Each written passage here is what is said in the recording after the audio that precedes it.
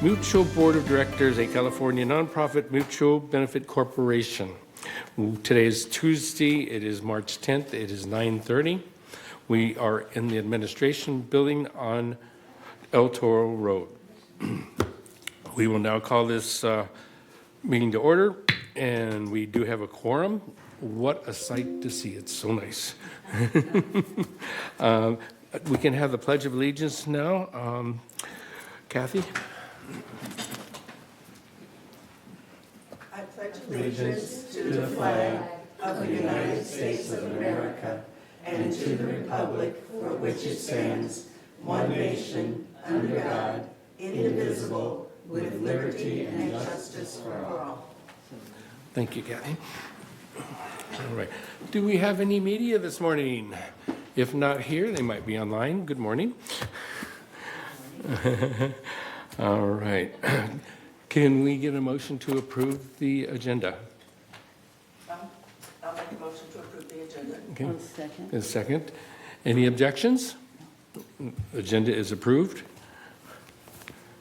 All right. We need another motion to approve the meeting minutes from February 2nd, February 10th, and February 26th, please. I move that we approve the minutes of February 2nd, February 10th, and February 26th. I'll second the motion. Any objection? It's seconded. Any objection? So moved. All right. Chair report. I've been waiting for this since Thursday, Friday. Okay. I am pleased, very pleased to have two people that were elected to the board last week. Mary Sinclair over here in the seat over here is on our board. Phyllis will be here during the day. She had a pre-doctor's or a pre-appointment. So, but we were really lucky. We have a full board, ladies and gentlemen, and it's been a while. And I'm going to say how I feel about this. Not only do we have a full board, I think we have a really good full panel here that's going to do a lot of good for us. Our agenda's moderate today. We'll still go most of the day, but it's good to see. I don't see any crisis in our visions, so I think we're going to have a good meeting. And welcome to Mary and Phyllis. And I also want to remind you that Wendy and Jonathan were last month, so we have 4 fairly new directors, and it's going to be a great learning experience for them, and a lot of good input to all of us. And thank you. That's all I'm going to say this morning. Well, not really, but hang on. All right. Right now we're going to have an open forum. This will be to the people who wish to say something that is not on the agenda. We're going to give you 3 minutes, and hopefully we get this done in our time that we allotted for 30 minutes. So, Paul, do we have some? We have 4 in-person speakers today. First speaker is Chris Collins. All right. Good morning, Chris.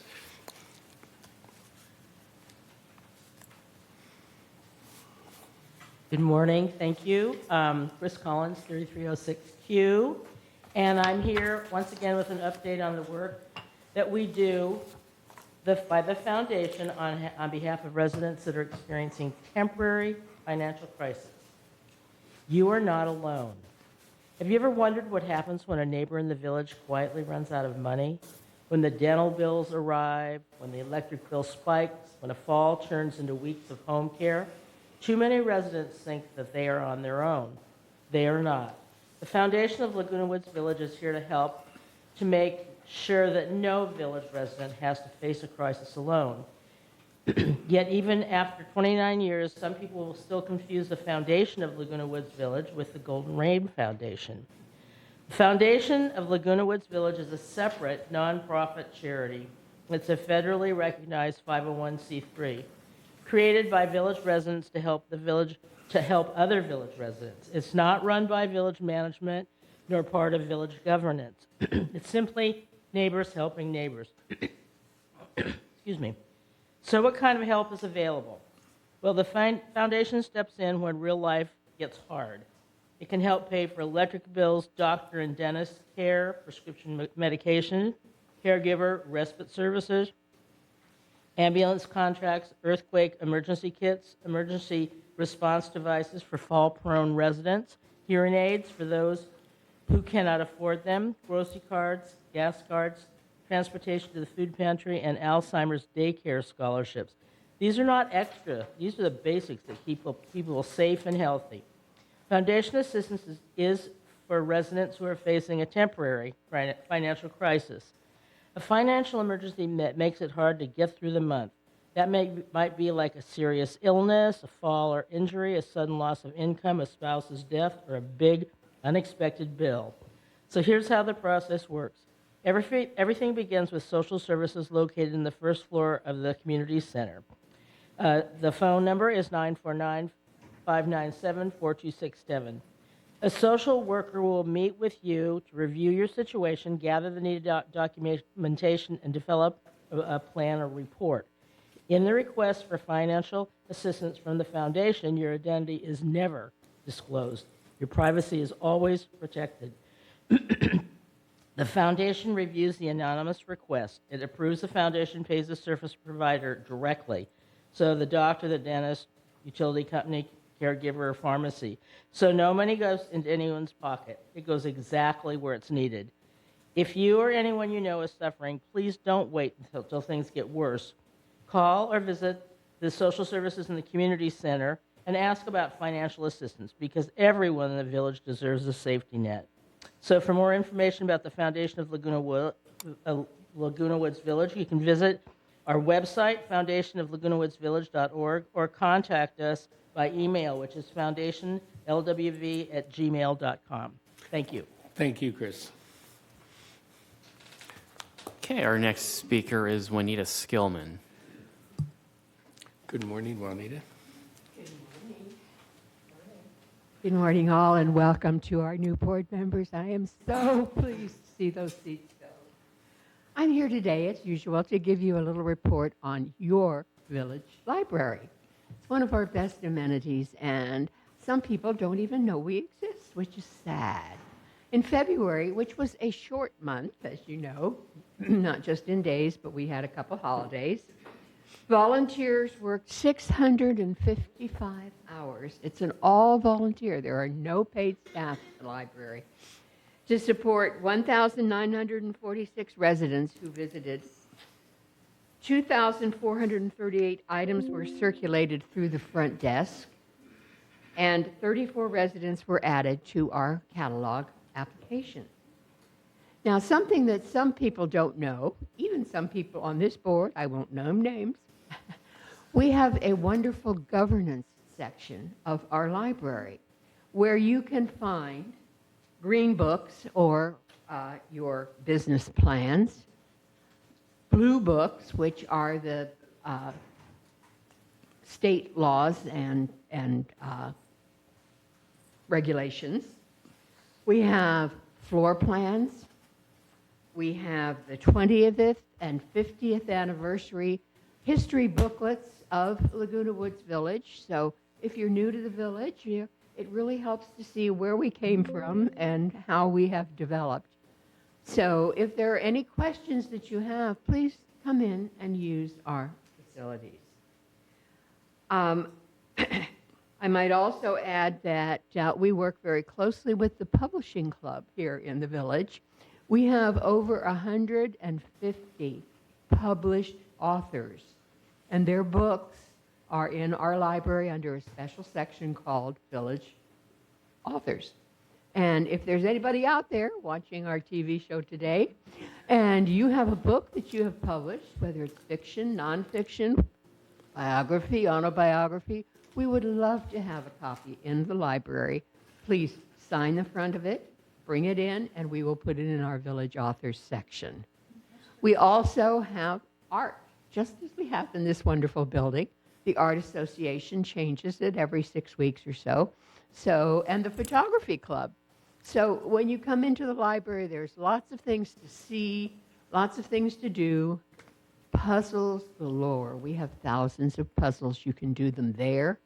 You can take them home. We also have many, many, many paperback books, which you can't get at your regular library. So come and see us at the library by Clubhouse 1. Thank you. Thank you, Anita. I'm going to do a footnote. I've been to the library, and it is a real asset to the village. And the history center's there, which gives me a time to put a plug in this coming Friday at the town hall meeting for United. We will be honored to have Jim Hopkins from the History Center. He's going to come over and do a great presentation. So don't forget, 2 to 4 o'clock in Clubhouse 1. Thank you very much. Right. Is it 1? Yeah. The PAC Center. Yeah. The PAC Center, not Clubhouse 1, the PAC Center. It's both, or Clubhouse 3 is Clubhouse Yeah, Clubhouse 3, PAC Center. Right. I knew we'd get it right. Yeah. So, quick question. Do you have audiobooks at the library? Yes. Excuse me, I couldn't hear you. It's on microphone. Do you have audiobooks at the library? We have CD books. We do not have electronic books that you can put on your reader. That's a very expensive subscription, and we just can't do it. So those ones, no. But All we right. do have Thank CD books. Thank you. Good question. Next, Paul? Next speaker is Georgina Stark. Good morning. Hello. Boy, this is very impressive. I've never done this before. I've been to the town hall, so thank you very much, and new members. Anyway, I'm here regarding painting railings. I'm in cul-de-sac 11, and we're in the process of having the buildings painted. Wonderful workers that are doing everything for us with dry rot repair, et cetera. And thank you for giving us options for building colors. And I had gone over to Ganal and got the colors ourselves so that we could make a really informed decision. A little hard to see just from out there in those little squares. Anyway, so we've all signed and we have our color selection, and it's going to be coming up in just a few weeks. And we thought that we would have black railing options. So I have visuals for you. I've taken photos for you to see around the neighborhood that we do in fact have black railings, as they do in Third Mutual, which is one of their selections. They have black, brown, cream. So all we're asking is that we also would have that option. We have 6 metal lamps, lights, and so it would just add an enhancement. Design-wise, color speaking, black has always been a classic touch. So that's what we're asking, not just for our building, but for any of us to have that opportunity. So the cul-de-sacs that I did take a couple of the pictures, well, I think it's the Cordoba units that they have black gates going into their front. So we have black. We have black going over the creek. We have black all types of places. The cul-de-sacs 32, 33, I understand it's an anomaly, and it happens to be owned by Third Mutual. Who knew? But it's right here, right next to the History Center. It's right there in plain sight. So my point is, it's here in our gates 1, 2, and 3. So once again, I thank you very much for giving us the opportunity of 3 selections for our buildings. A lot of work that you put in. And you have so many things to consider, budget and everything else. We're not asking for additional paint. We already have black. And that's what we'd like. Just another opportunity for a choice. In this crazy world, opportunity for choices are... So anyway, thank you very much for everything you do. I also volunteer. I'm doing my little docent a little bit later, so thank you again. Okay, our last speaker is Mary Stone. Good morning, Mary. Good morning, Mary Stone, 356C. Well, I happen to be a trustee for the Laguna Woods History Center. And did you know that the History Center is a 501c3 nonprofit organization? and donations made to the History Center are tax deductible, and it's tax time. So as you prepare your taxes or any estate planning for the future, please add us to your list of choices for donations. Now, I know the boards are getting ready to start budget planning for 2027, but did you know the History Center does not receive any funds from GRF, United, Third, or Mutual 50 assessments? The History Center relies solely on individual tax-deductible donations to collect, preserve, and present our local history. Now, Laguna Woods Village organizations and clubs are invited to store their records at the History Center, where all materials are kept within national archival standards of controlled temperature and humidity. We preserve your organization's valuable records, and we provide a central access. History Center collections come from people like you. You help preserve history by sharing photographs, scrapbooks, documents, and other items. And we can scan your originals so that you can keep them for yourself. The History Center's website, lagunawoodshistory.org, is frequently updated with photographs, news articles, written histories, and links to other local history organizations and venues. And you can also visit our YouTube channel, and we have Facebook and Instagram. As a nonprofit, all-volunteer organization, the History Center depends on the active support of local individuals and village organizations. We are officially open from 11 a.m. to 1 p.m. Monday through Friday and by appointments. But if the lights are on, come on in. This is your place for local history. We need and appreciate your support. Thank you. And I thank you for the little plug you're going to get at your town hall, too. Thank you. All right. Any questions? We have a question? Do you have a taxpayer ID number for the Yes. donations? Yes. And so when you give a donation, you have to actually ask for a receipt so that it can be used for your taxes? Yes, they're given. Okay. I wish I'd known that last year. I Yeah, would've well, gotten one. we look forward to any donations. Okay. Thank you. That's And good to know. we also, if we had more volunteers, we could also be open later, longer, So we're open, and I must say, I have personally taken a lot of my old documents into the History Center. So as board members, don't forget that when there are some documents that you think we might be needing down the road, like, Building E, I've got documentation on Building E. I've got documentation there on the name change. We've got a lot of good documentation there, so the history is there, and we want to maintain it. I'm not on the boards anymore, so my documents stop at a certain period of time, but we look forward to your documentation. All right. Elsie, you had a question? I did. I just wanted you to please clarify about valuation of things donated. You don't do that, right? Like if I give you a letter from my mother that she wrote from Leisure World in 1976, and to me it's priceless, but for donation purposes, it's pretty much not priceless, right? No.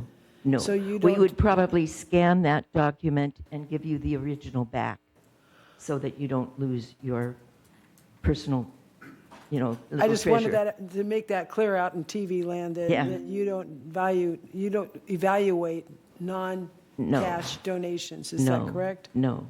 Okay, thank you. All right, thank you very much. All right.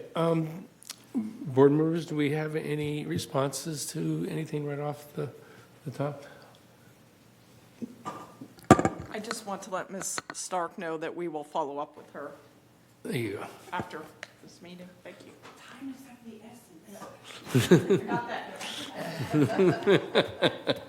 All right, thank you. Thank you. Anybody else? All right, thank you for everybody and your comments. We got responses. Now we get to have the CEO report. Stefan, whoop, what did I get? Number 8. We're going to go to a response to past member comments. from Oh, last past members. Okay, sorry about that. Past member comments. Is, Number 6. I think Kathy has that. I think Kathy, did you have that? I was just looking for the paper that was given to us, this one, Yes. and it says comments and outcome. It just says comments noted, so I'm not sure what those comments that were noted are. It's you read this column that says issue comment and then our response.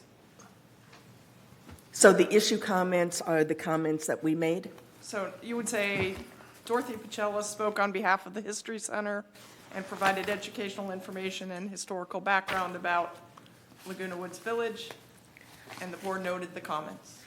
Okay, so shall I read the other two? Sure, please do. Please do. Okay, for Chris Collins, 3306Q, spoke on behalf of the foundation of Laguna Woods Village and provided an update that residents experiencing a temporary financial crisis may receive assistance for hearing loss, including access to free hearing aids. Diane Phelps, 5587A, spoke on behalf of the Village Community Fund and shared news and updates about the organization. And that was all. Thank you. Thank you very much. Thank you. All right. Now we can go to the CEO report. Good morning, Stefan. Good morning. Thank you, President Prater, members of the board, and our audience. In recognition of National Social Work Month, which is March, I want to highlight services offered by our Social Services Division. And as Chris Collins mentioned in her presentation, these services are offered confidentially to our residents. The theme of National Social Work Month is Social Workers Uplift, Defend, and Transform, which honors the prime mission of the social work profession. The mission of VMS Social Services, which has been serving Laguna Woods Village since 1972, is to help village residents maintain independence and enhance quality of life. On the slide before you shows that we have social workers available for short-term counseling, long-term planning, and resource referrals. Please contact social services if you are grieving the loss of a loved one, caring for an ill or aging relative, coping with a life-changing diagnosis, making long-term care arrangements, feeling overwhelmed or stressed, or in need of assistance in your home. On the screen is a brochure that highlights all the services offered by social services, including a couple that I have not mentioned already, including the availability of support groups, social isolation prevention, and cognitive health programs. Please take a look at this and feel free to pass it on to your neighbors and others who may be in need of these services. I also want to highlight an upcoming Planning for What If workshop that is being hosted by Social Services. The workshop's purpose is to help attendees protect their health, money, and dignity. Topics include what incapacity means and why it matters, essential legal documents, steps to prevent family stress, financial disruption, and unnecessary court involvement. The workshop is Wednesday, March 25th at 2 p.m. in the Clubhouse 7 main lounge. No reservations are needed. The presenter is Faye Blix, an elder law attorney who is well respected in this field. And again, it's being hosted by VMS Social Services, and you can contact them for more information. And their number is 949-597-4267. I also want to highlight important social services partnerships, beginning with the Council on Aging Southern California. This partnership allows the division to have an additional social worker on staff providing direct services to village residents at no cost to VMS. The social worker delivers programming on-site designed to identify and address physical, mental, and environmental health barriers experienced by older adults here in Laguna Woods Village. And most importantly, there is the foundation of Laguna Woods Village. You heard from Chris Collins earlier this morning. The foundation partners with social services to provide temporary emergency financial assistance to qualifying residents of our community. The foundation is also partnering with VMS to help residents prepare for the possibility of emergencies, covering such topics as the importance of having a go bag ready, how to access alert systems, and how to use your smartphone during an emergency. On the screen before you is the contact information for social services, which is available Monday through Friday from 8 a.m. to 5 p.m. It's located here in the community center, just down the hallway from our room today. It can be reached at 949-597-4267 or by email using the Contact Us button at lagunawoodsvillage.com/residents/social-services. Again, all contacts are confidential. No information is disclosed to anyone not directly involved in your care without your written or verbal permission as required by law. So again, please avail yourself of these services if anyone in our community is in need. Thank you so much this morning. Thank you. Thank you very much. All right, now we have the consent calendar. All the matters under the consent calendar are recommended for action by committees and will be enacted by the board in one motion, yes? Yes. Did I skip something? I would, no. On the consent calendar, I would move that we pull out the committee assignments so that we could assign one person, one committee to the new people. Unfortunately, this should have been done at the approval of the agenda this morning. So you can't change that right now. Can't change it right now. But we can always update it at our next agenda prep meeting if you wish. Okay. Yeah, that's something we can do at the agenda prep meeting. Okay. Can we assign somebody to a committee right now, or is it no? I don't think we can. No, so you guys approved the agenda as is, so we can't unfortunately make any agendas. That would have had to have been made during the approval of the agenda. Okay. Lesson learned. All right. So anyway, the committees were enacted by the Board of Directors in one motion. In the event that an item is removed from the consent calendar by members of the board, such items shall be subject to further discussion and action by the board. So do we have a motion to approve the consent calendar? Murad, thank you. Do we have a second? Thank you, Jonathan. Is there any discussion? Anybody have any thoughts? Any Kathy? Yes? On the consent calendar, so that is item 10 through E, A through E. E, Yes, not F, G, H, and I? No, all of those. all of them. As, We're approving them all at once. generally, we approve them in one swift motion. There's typically no discussion in this. Okay, all right. So we Okay. did have a motion and we had a second. Okay. So moved. All right, thank you. Oh, do we, Yeah. All right. We have a couple unfinished, I think we need to vote, don't we? Yeah. You just said that there's no objection, so we. yeah, Okay. yeah. Okay. Yeah. Yeah. All right. Unfinished business. We gonna get a disciplinary update report. And I think, oh, here she comes. Good morning. Good morning. So before you is agenda item 11A, the disciplinary update report. The table before you is a snapshot or a breakdown of disciplinary cases for the month of December 2025 to February. It's a 3-month snapshot. We started the month with 306 cases, ended the month with slightly higher of 316 cases. Most of the categories kind of stayed up to par with the previous month, so as many as we gained is as many as came into compliance. The noteworthy items that I want to bring to your attention is that delinquency categories and landscape matters have increased. This is due predominantly because both teams, our team, the compliance team, and landscape and financial services are working close, hand in hand together closely. We're actually focusing on these two categories, so that's why you see a lot more activity in these two areas. And then likewise, the maintenance items have slightly decreased. Most of them are moisture intrusion items that do come into compliance after the compliance department gets involved and sends disciplinary notices.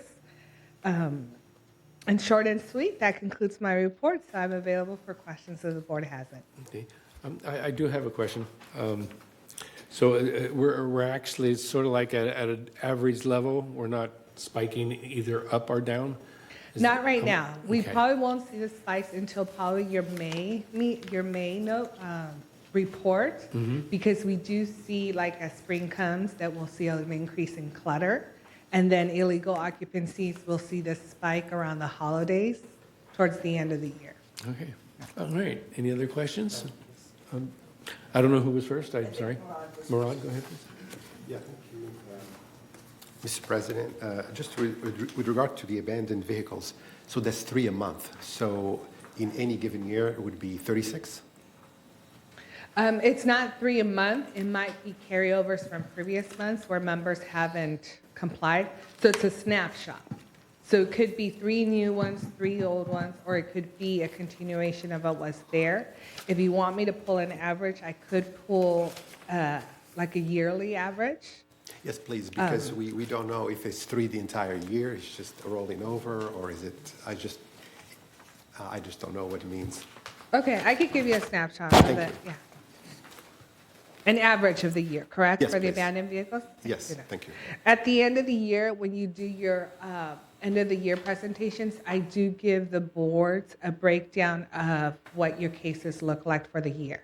So that includes the averages. That's the table I'll send your way. Yeah, the reason I'm asking is because there was an article in the Register saying that the city is asking for $45,000 from a federal fund associated with abandoned vehicles.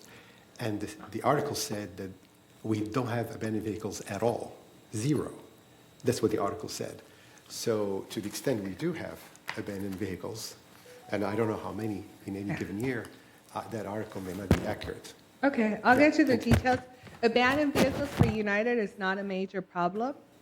So it's not in your top 5, but I will give you a breakdown of all of them for the year, which is the end of the year report that I generate. Thank you. So I'll send Appreciate that your way. Thanks. Thank you. Kathy was next, and then Elsie. Hi. Hi. I have a question under the traffic violations. For December, we have 6. For January, we have 5. And for February, we have 5. Are those moving violations, parking violations? It seems awfully small for a community of over 6,323 units. Yes, and these are escalations from the security department. So the security department handles all your traffic citations. Correct. Okay. So their numbers, which are reported at the SCAC meeting, are very, very large compared to these numbers. These are the ones that we are chronic persons who are getting citations that are not being paid, then they escalate them to us. So it's a very small amount. This is after they've gone through their entire process of your traffic hearings under the security wing. After they've gone through that process, if they still have the members who haven't paid, that's when they get escalated to us. All right, so it is a smaller set with us, but if you look at the SCAC numbers with security, where they handle the traffic citations, it's a much larger number. And where would I get copies of those? That would be in the SCAC agenda packet. It'll be on the website, but I will send you last month's so you could have it for a reference. Would you like that? Yes, I would. Okay, I could do that. Thank you. I think Elsie was, and then Maggie. Thank you. Good morning, Francis. Good morning.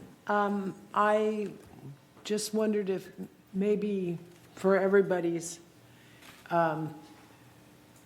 enlightenment, you could, when you say abandoned vehicles, because I'm on the traffic committee, and I know how we define abandoned vehicles, but you might want to define what we call abandoned vehicles. Yes, thank you. You're welcome. So, GRF, United and Third, you have your own set of vehicle parking and traffic rules and regulations. In the document, it does clearly define what abandoned vehicles are. So it's anything that has not been moved, anything that has any debris. So that's accumulation of spider webs, leaves that have fallen that have stayed on the vehicle, an increase or layer of dust. So visually, you see that the vehicle hasn't moved, and also expired registration. So predominantly, mostly the security team, the traffic officers are the ones who are out in the community. They will issue a citation. Sometimes we'll have people call the compliance team directly and state, hey, this vehicle hasn't been moved. So we work closely with the security officers, the traffic enforcement officers, to get them cited. If they don't comply to their citations and come into compliance, then it comes to our side of the fence. Thank you. And so the people aren't driving their cars into the middle of the village and walking away from them? I mean, Correct. It's not like the junk you see on the side of the road? Yes, yes. So these are just vehicles that are not being moved. There have been some cases where people do leave the community and leave their cars behind. Those, we bring them to the attention of the Executive Hearings Committee, because this has to go through the process. Excuse me, the Member Hearings Committee. And once it's at the hearing level, then the board could give us the directive to tow the vehicle if it's out of compliance. And that's how we gain compliance, one way or another. Thank you. Thank you. Maggie? Is this chart for United only, or is it for the village? It's for United only. For the village as a whole, you get it as part of the SCAC packet. Okay, thank you. Any more questions? Thank you, friends. Thank You're you very welcome. My much. pleasure. Thank you. Now we get to, oh, look, we get to talk about town halls by President Prater. I'm a little passionate about this, you can't tell, can you? I love our town halls. They're informative, and we get a lot of people to come. So again, this Friday, it will be on the history. It'll be a very enlightening town hall, and a lot of people wonder. So let's come and get some answers to many of your questions. On that note, I do want to let you know that next month, April, the topic will be water, usage, etc. We have a water problem, I'll be honest with you. So please come to that town hall. We will not only have from, I know Sue Kwan has been working on this, we will also have the El Toro Water District available to talk. So that would be April. And just May, we're going to have the Orange County Fire Authority. And in June, we're going to have a real a real fun one. That's going to be the 2027 budget information. So, so we're looking forward to all of them. That's all I have to say. Thank you. Oh, yes, please. In May, when we have the Orange County Fire Authority, I'd like to invite one of our staff members to come and talk about HO6 insurance. They did that in Third, and I think it was successful, so it might tie together. I think that's absolutely a great idea. Yes, Yeah. we will add that. And I caution that this will happen after June. He's tied up until June with various insurance renewals. Oh, Dan's, okay, okay. All right. Sometime. We'll get He something. could perhaps talk about the insurance renewal after it occurs. That occurs in June, so maybe July. Okay. All right. Paul, will you have another speaker? Just one member comment with Dick Rader. Yes, Dick. Good morning. Good morning, everybody. 270D Dick Rader. I'd like to suggest something with regard to the town halls. What's up in the village? You oftentimes give notification that there's going to be a town hall, but you don't tell what the topic is. And those topics you're suggesting are really interesting. I think you would perhaps get more participation if you let people know what the topic is. Thank you. Thank you, Mr. Ryder. President Prater? Yes. We did do that. We took your suggestion, and we've tried to do that monthly. We've missed a couple because of timeframes, and we're trying to get on it. But it was announced in last week in what's up in the village. Okay. And I think it will be announced again on when it goes out Friday. So we are trying to do that. We'll get the word out any way we can. That's for sure. Thank you. All right. And no more of that? Okay, we have new business now? Look, We wait. have one Oh. member comment. Hold on, Oh. it's from on Zoom. We have Oh, Cynthia Rupert. Go ahead, Cynthia. Good morning, everyone. I just wanted to say that what Sue just brought up, can everybody hear me? Yes. Okay, it's hard to tell. What Sue just brought up about the HOA 6 insurance, I think it's really important that that topic is brought up a couple of times every year because our residents don't understand.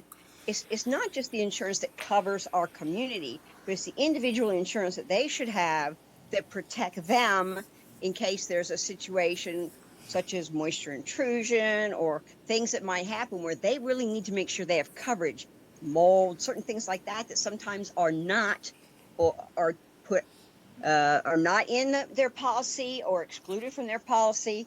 And I think it's really important. It doesn't really always have to be an overview of our insurance and what we have and what we cover, but what the individual homeowner might need to protect themselves also. All right, thank you very much. Maggie? We do cover that thoroughly in new resident orientation, but I agree that we should mention it at every town hall. Any more comments? Yes, Tony? Thank you, Mr. Chair. I'd like to let everybody know that this HO6 insurance has quadrupled, at least for me. So I think we should get on our representatives, these politicians, and get them to work for us because these insurance companies are getting outrageous with these charges. Thank you. All right, any more comments?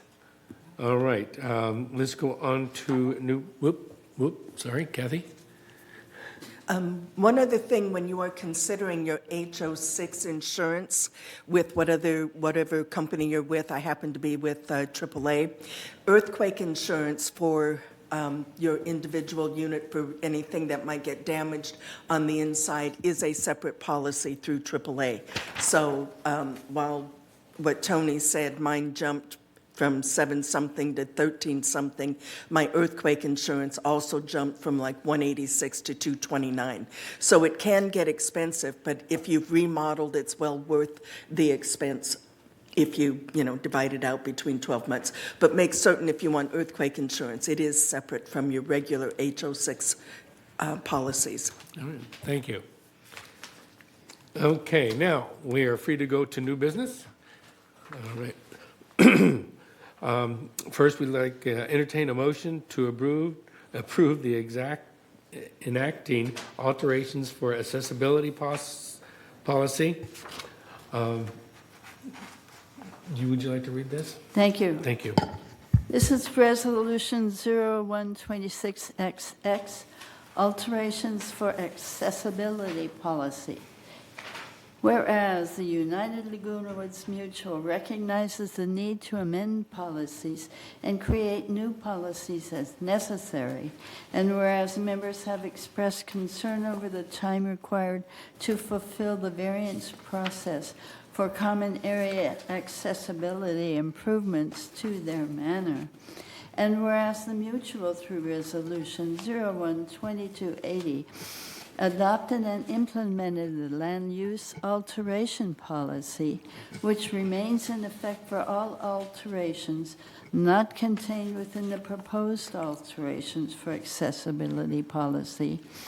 And whereas the Board of Directors determines that the California Civil Code Section 4600B3F allows the approval of alterations to take place on common area to accommodate a disability. Now therefore be it resolved, April 14, 2026, the Board of Directors of this corporation hereby adopts the alterations for accessibility policy as attached to the official meeting minutes, and resolve further that a determination of whether a proposed accessibility request meets the criteria set forth by the alterations for accessibility policy shall be made by staff in consultation with the Architectural Control and Standards Committee as needed per governing mutual documents, and subject to appeal to the mutual board, whose decision shall be final and made in the mutual board's sole discretion and absolute discretion, and resolve further that the officers and agents of this corporation are hereby authorized on behalf of the corporation to carry out this resolution. This is the March initial notification. Should the board endorse the proposed revisions, staff recommends that a motion be made and seconded to accept the resolution and allow discussion to ensure that the resolution reads to the satisfaction of the board. Staff then recommends that a board member postpones the resolution to the next available board meeting, no less than 28 days from the postponement, to comply with Civil Code 4360. I move this resolution. Do we have a second? Murad, thank you. Any discussion? Who was the second? Murad? Okay, thank you. And no discussion? Yes, Paul. I believe there may be an issue. I think with charters, it does not need to go on 28 days. I'm sorry. Or we're on 12 days? I'm sorry. Oops, my mistake. Oops. So, I'm sorry, my mistake. Okay. I like it when I'm not the only one that makes mistakes. Now, we'll take a vote. Any objections? Pardon me? Any objections to this motion of the resolution? None? So approved. Unanimous. The next one. Next one's my correction on that one. Okay. Oh, okay. The next one needs a correction? This is the Landscape Committee Charter? Is that the one we're... Correct, yes. Okay. You want to correct it before I read it? Or I read it and then we correct it? Go ahead and read it first. Yeah. Okay. Resolution 0126XX, Landscape Committee Charter. Whereas on December 11, 2012, the board adopted Resolution 0112-224 that pursuant to Article 7, Section 1 of the bylaws, a landscape committee was established as a standing committee of the corporation. And whereas this committee charter is intended to set objectives and processes to protect and enhance the beauty and value of the landscape in United Laguna Woods Mutual and in the interest of all its members, and whereas this charter is being adopted by the board to define the purpose, responsibilities, and limitations of the committee, and whereas on July 22, 2024, the Landscape Committee approved the recommendation to update the committee charter, current committee charter, and whereas on February 23, 26, the Landscape Committee approved a recommendation to increase the number of directors serving as committee members from 3 to 5. Now therefore be it resolved, April 14, 2026, the Board of Directors of this corporation hereby approves the updated charter of the Landscape Committee, including the increase in committee membership from 3 to 5 directors as attached to the official minutes of this meeting, and resolve further that the officers and agents of this corporation are hereby authorized on behalf of the corporation to carry out this resolution. This is the March initial notification. Should the board endorse the proposed revisions, staff recommends that a motion be made and seconded to accept the resolution and allow discussion to ensure that the resolution reads to the satisfaction of the board.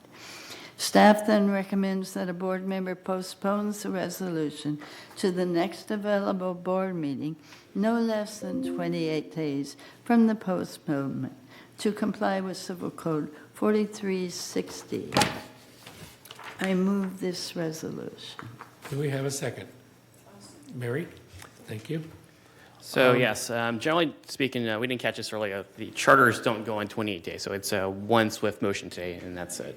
So it doesn't need to go to next month. Oh, okay. Oh, So okay. we can pass this today? Yes. Oh, nice. Okay, we have a second by Mary Sinclair, and discussion? Tony, sorry. Thank you, Mr. Chair.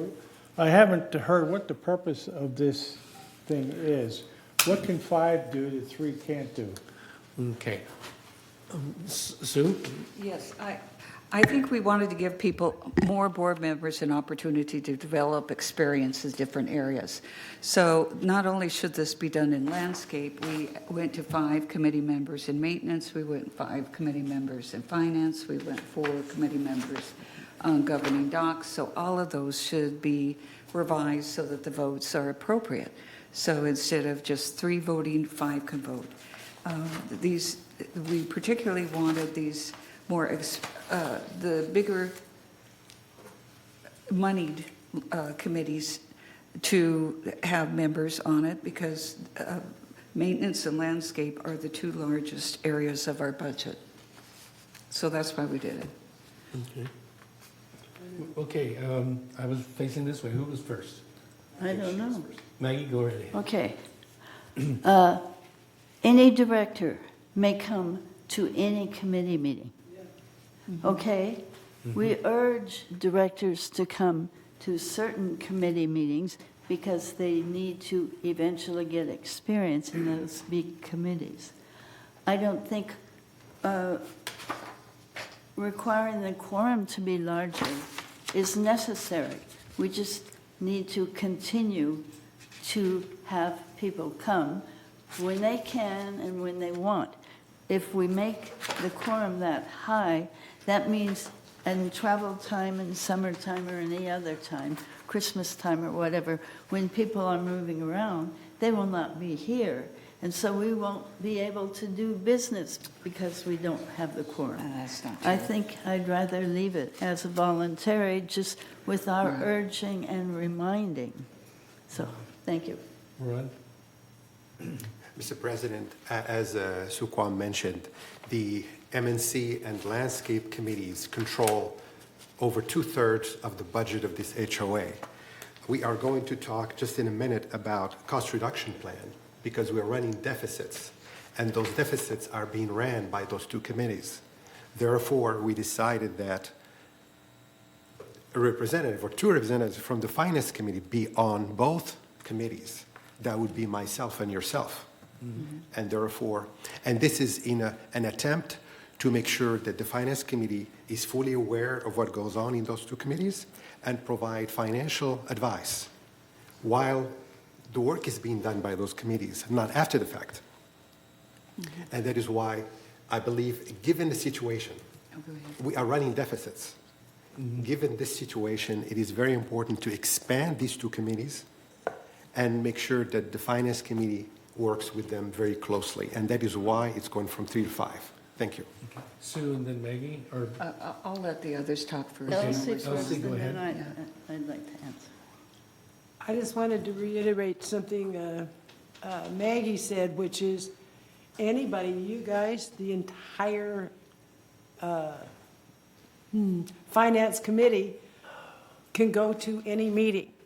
And there's always chances to speak and to educate. Not vote. Well, not, so, yeah, but it's also not, this is not kindergarten cop.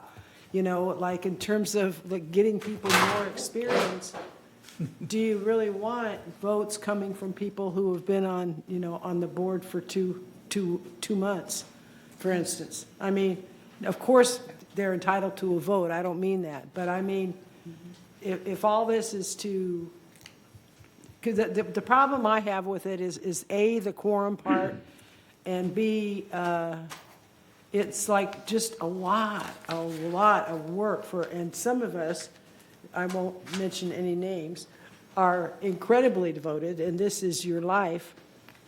But a lot of people have other lives as well. So I'm just thinking, if you give people too many committees, they start to lose enthusiasm. But I'm not complaining. I want all my committees. But I don't have that many. Thank you. Maggie, please.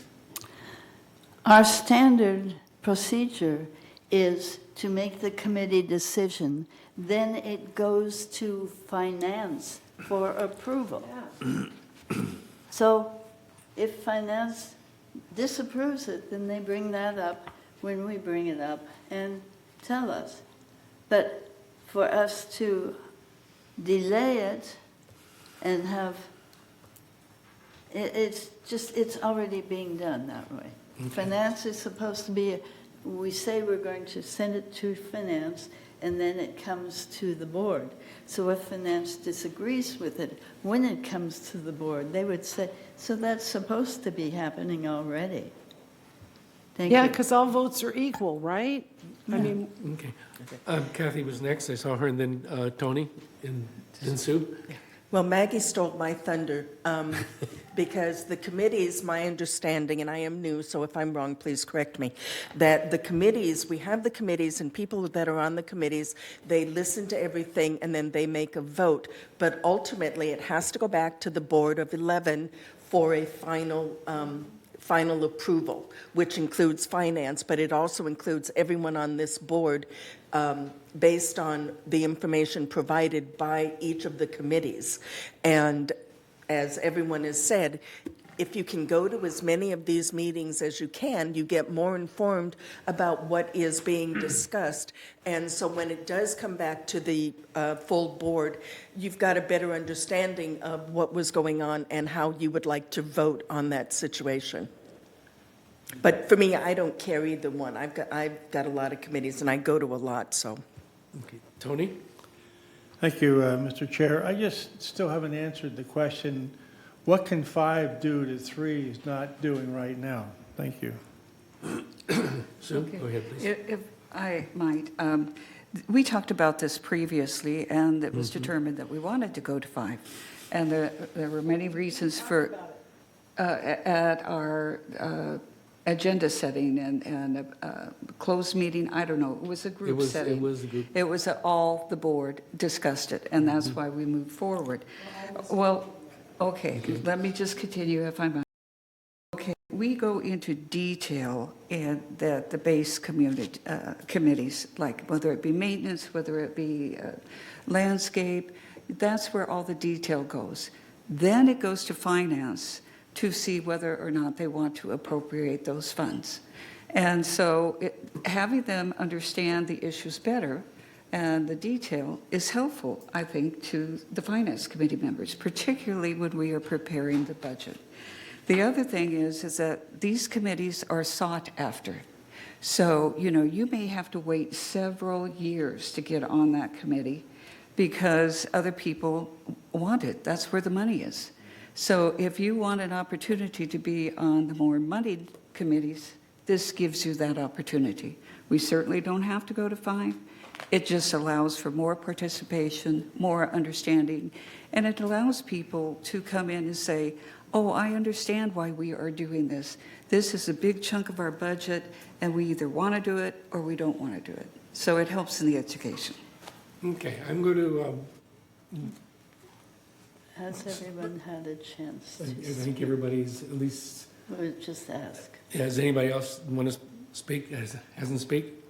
Okay, I do have one person that might have something to say in the back about this. Would you like to make a note? Sure.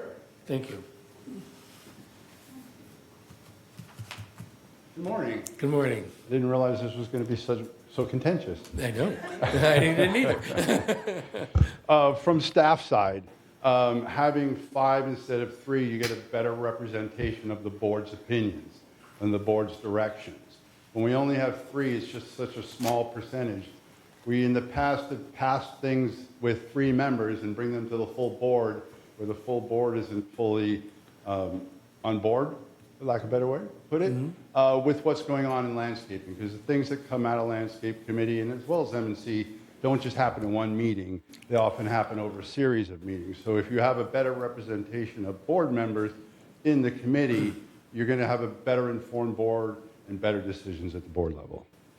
Thank you very much. Thank you. Paul? When you're ready, we have a member comment. Okay.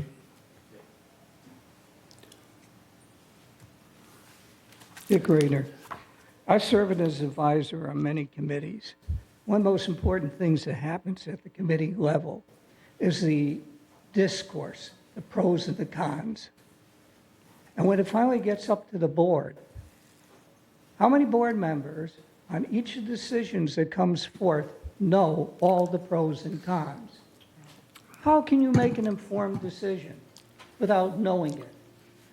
I wish I could give examples, because I think it happened again today, where you don't know, why did that happen? A question comes up. And I think it's extremely important. It was just mentioned by Kurt. I'll say it another way. When you have more people on a board who are voting, not in attendance in the audience, but able to vote, there's an important saying: 2 heads are better than 1. 5 are better than 3. Thank you. Thank you. All right, with that, excuse me, we do have the voting screen in front of us. Yeah, I think it's time to vote. Oop. Okay. You okay? You can vote now, right? Yes.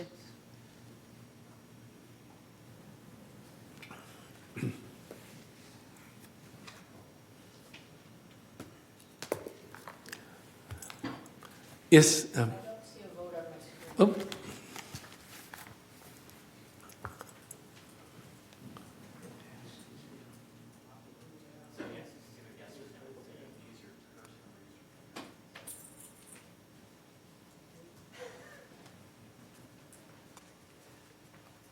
we go. All right. 7, 8, 9, 10. And what is That's not it. here? Motion passes. And was it? Yeah, it passed. Thank you very much. Motion is passed. Yes, please, go ahead, Alan. I'm not questioning the vote.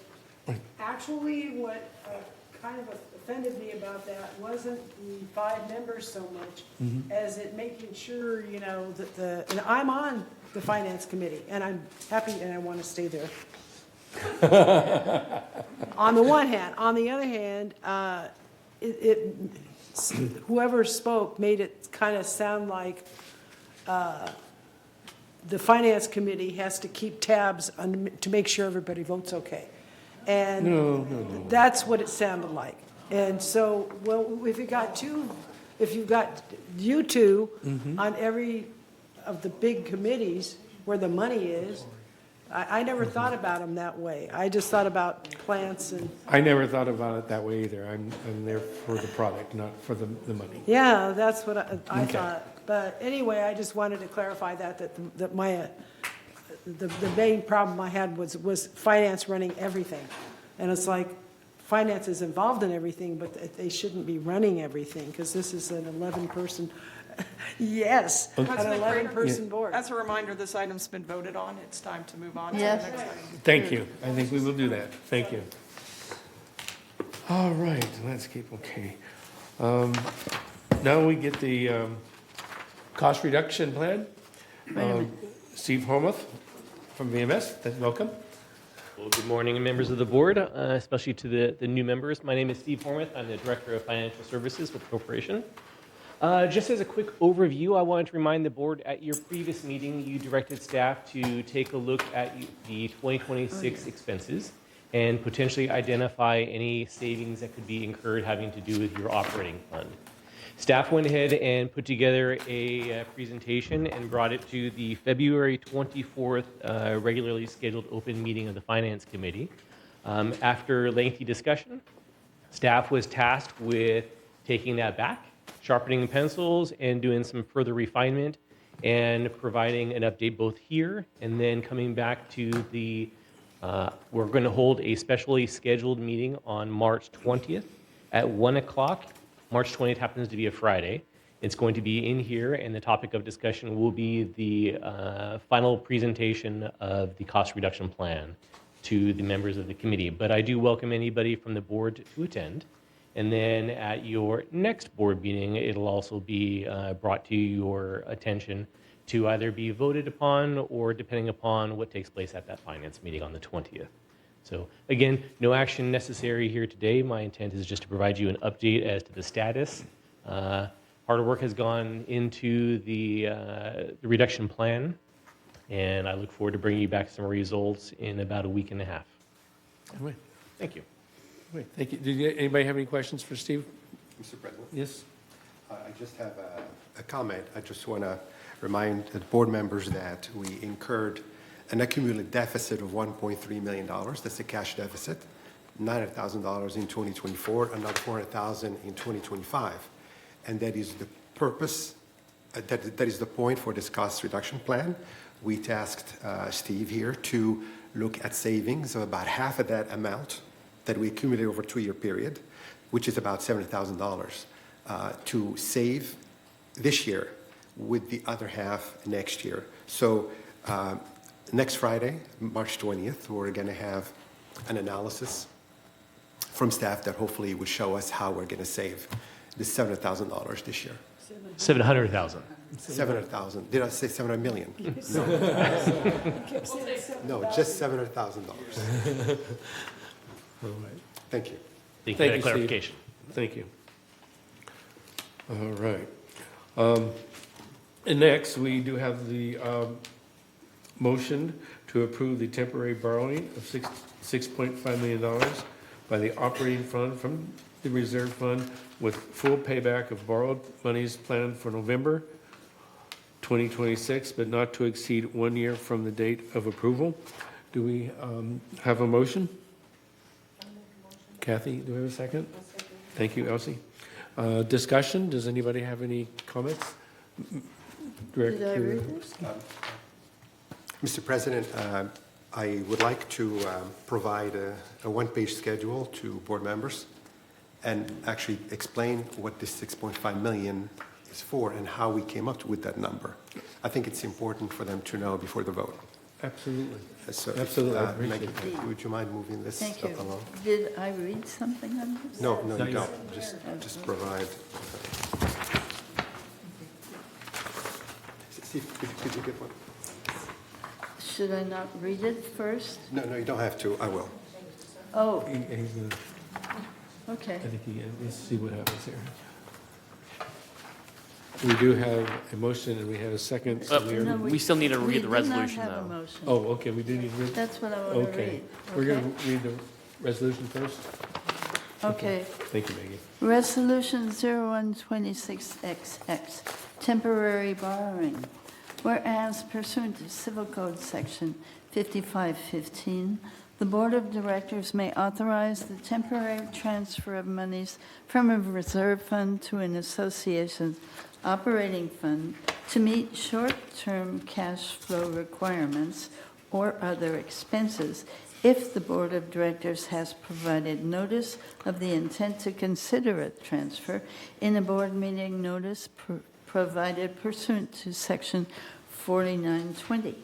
And whereas the notice required pursuant to Section 4920 has been provided in the agenda for this Board of Directors meeting, and whereas it has become necessary to temporarily transfer monies from the reserve fund to the operating fund to meet cash flow needs due to, number one, timing differences in when property insurance premiums are paid versus when they are collected from residents through monthly assessments.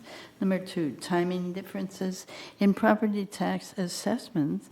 And number three, the operating losses occurring in 2024 and 2025.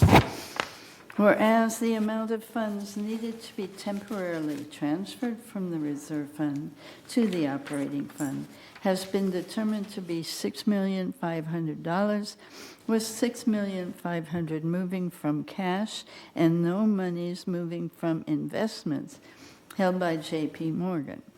Full payment of the borrowed monies is planned for November 2026, but is not to exceed the maximum period of 1 year from the date of approval.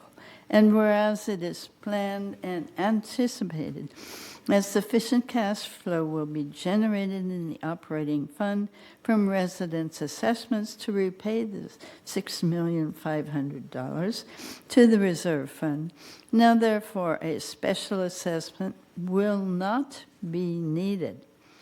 Now therefore be it resolved March 10th of 26 that the transfer of $6,500,000 as a temporary transfer from the fund to the operating fund for the reasons stated herein, and with the plan to repay within 7 months, but no later than 1 year from this date, is hereby authorized, and resolved further that the officers and agents of this corporation are hereby authorized on behalf of the corporation to carry out the purpose of this resolution. I move this resolution. Do we have a second? Wendy, thank you. Now we can have some discussion. I think Mr. Morant is going to give us an explanation that we've been waiting for. Mr. President, I just want to do a couple things very quickly. Number one, just explain why we need this resolution. And number two, why I'm very concerned about this resolution. First things first, you have a schedule in front of you, and I just want to walk you through it very, very quickly. As you can see, property tax, we pay $16.6 million in property tax annually, and we collect $1.4 million monthly.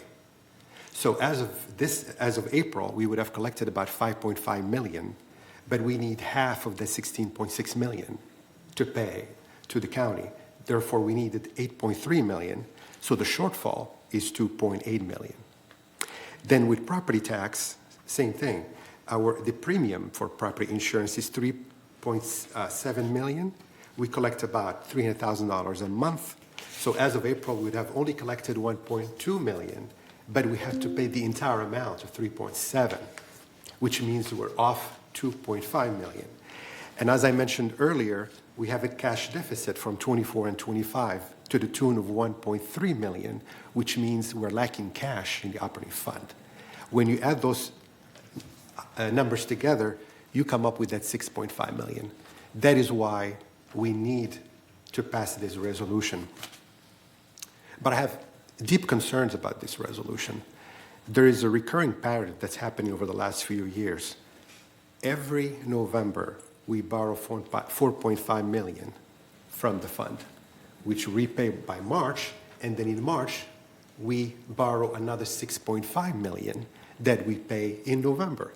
So all year round, we're borrowing money to the tune of $11 million from the reserve fund, a reserve fund that only has $14 million in it, and we're getting 11 out. That's number one. The reserve fund is less than 30% fully funded. Therefore, it is a weak reserve. To the extent we have a major issue, we may not have enough cash to actually pay for it because it's being borrowed by the operating fund. In addition, while these funds are not in the reserve fund, they're being utilized for all these things by the operating, they're not earning investment income. So you see all these issues. Oh, and the operating fund does not reimburse the reserve fund for that interest that the reserve fund would have earned had they had their cash and invested it in treasuries. So what does it say? This means that our operating budget is inadequate. We don't have enough money in the operating to cover these recurring spiky expenses. And I believe Steve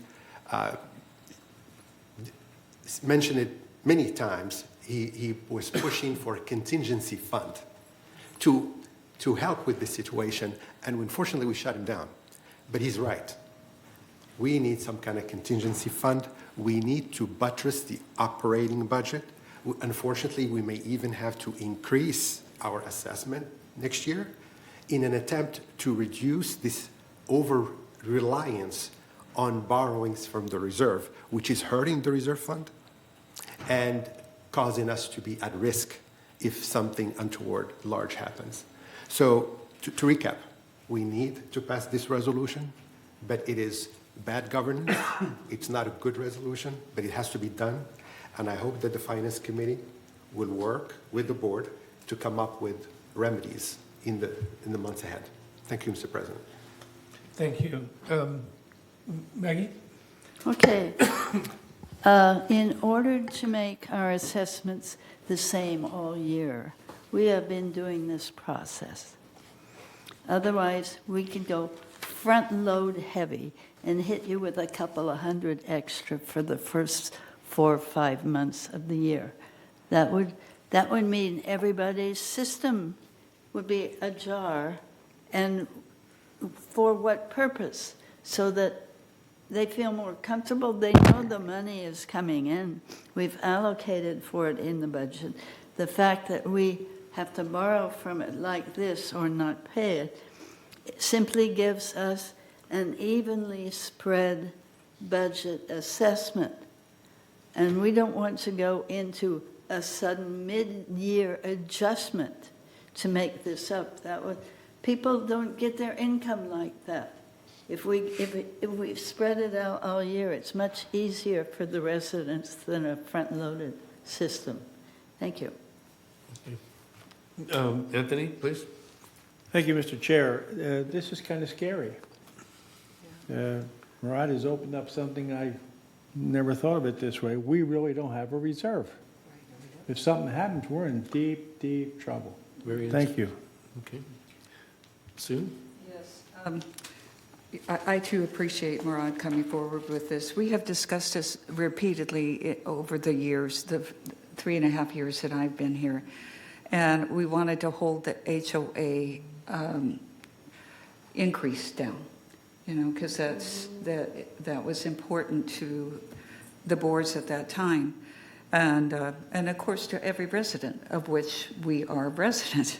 But in the last couple of years, I've been worried about the interest income being lost because we worked so hard to put a plan together to invest and to get that money. But you can't do that if you're pulling the money out all the time.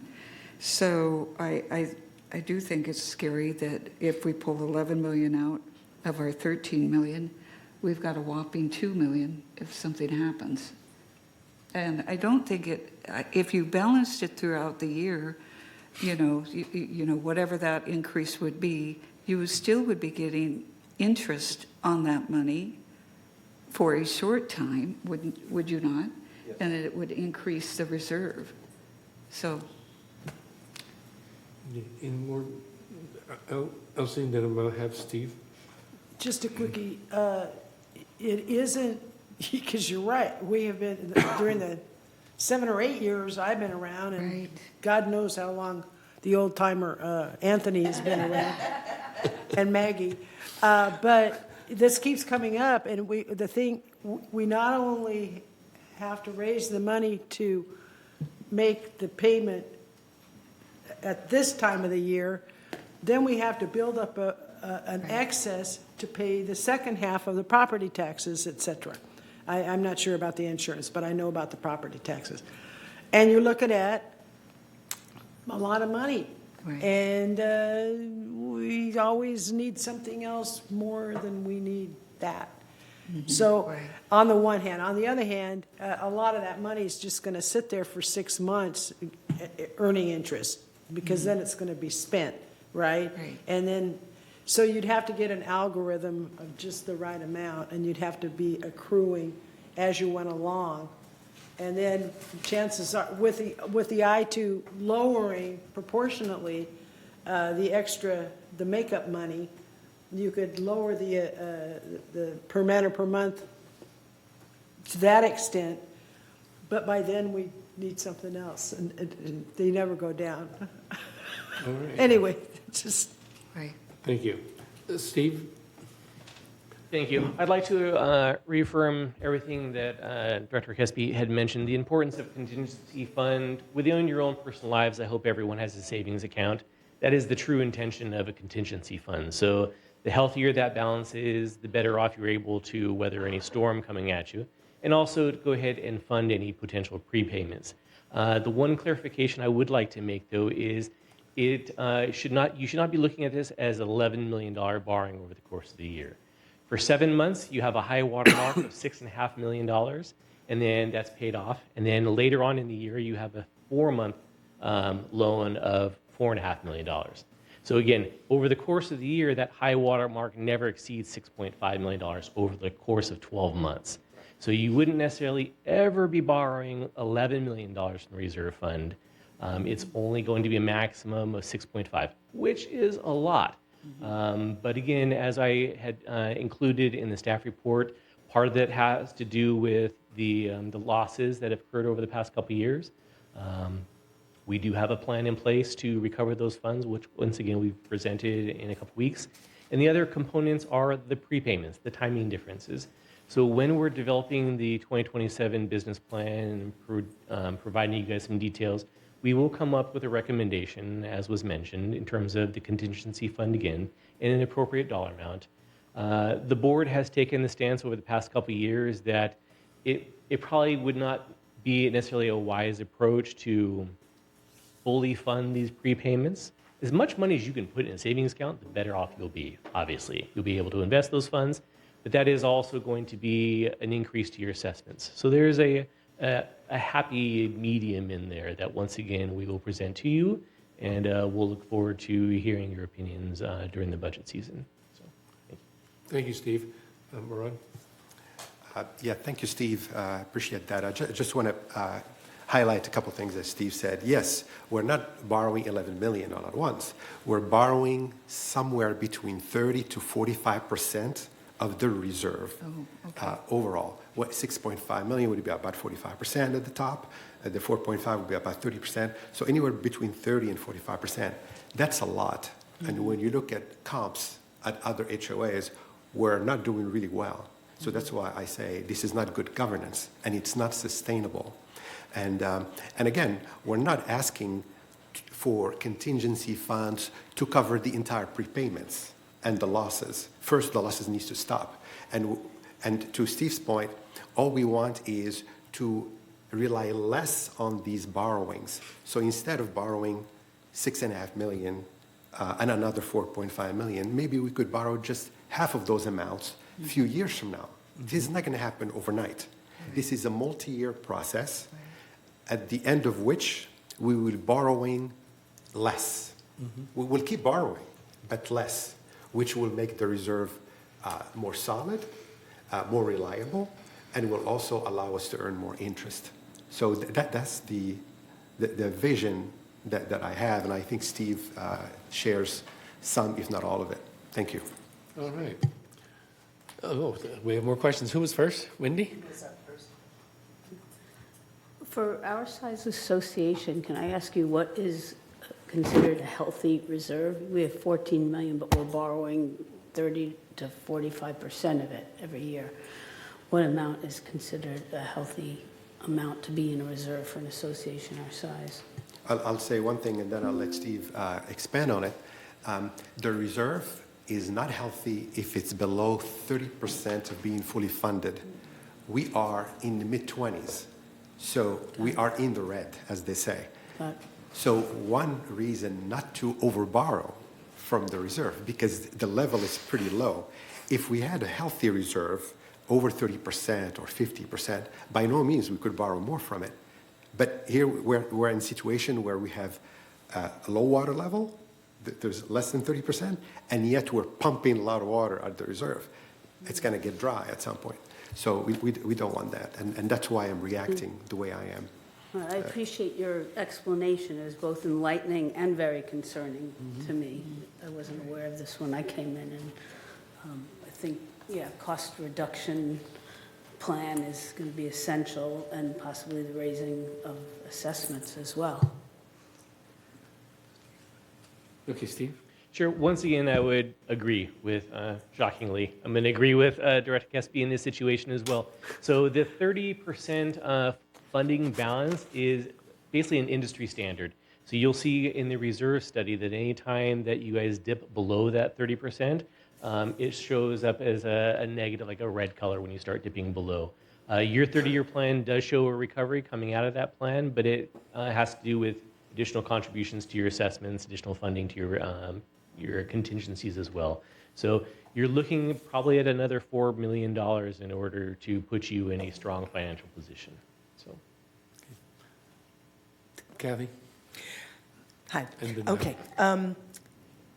Last month, during one of the finance meetings that I had gone to, you referenced the Green Book where in 4 years, we should be at a little bit higher level. Was that strictly to recoup the 1.3 million that Murad is talking about, or is that actually going to put us up to the 30%? I know you had mentioned a solid 4 years, and it will put us in the middle of the yellow, sure. I believe.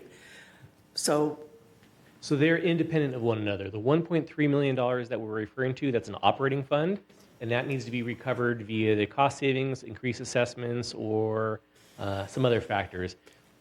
The reserve fund is something different, right? Again, you have about $12.5 million in your reserve fund. It complicates the matter when we're borrowing from it.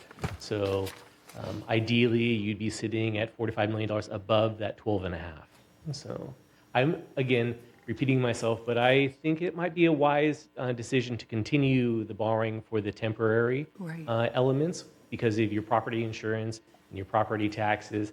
But staff highly recommends that you maintain that 30% mark, and we should strive to achieve that over the next few years. As long as there's a plan in place, you'll be okay. $12 million is not a small number. You guys have a good chunk of change in your bank, so no one should be panicking by any means.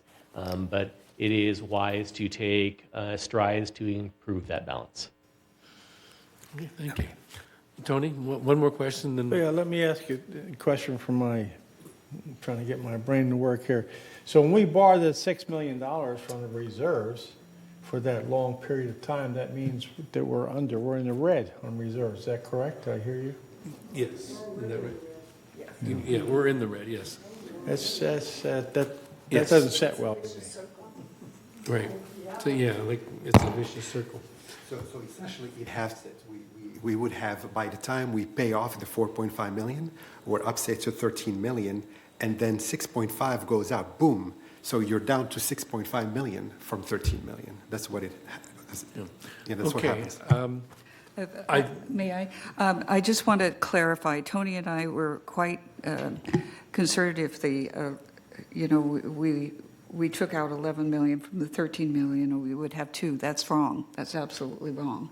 So I want to clarify that. It would be more like we'd be borrowing approximately 4.5 to 6 at a time. So that is much better. Yeah. Gives us much more cushion. So I apologize for misstating what we thought at the beginning. No, I think we did good. We need to really look at this and let our residents know that we have this going on. That's important. So, all right. I think we're good for a vote. The screen has your choices on there.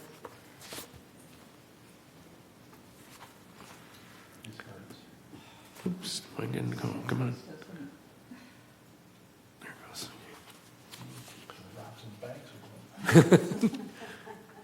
You just recorded that. All right. The motion passes. Thank you. All right. All right. Now we'd like to entertain a motion to approve the scope of work for solar energy systems and infrastructure improvements. Easy for you to say. It is. I'm going to find this sheet.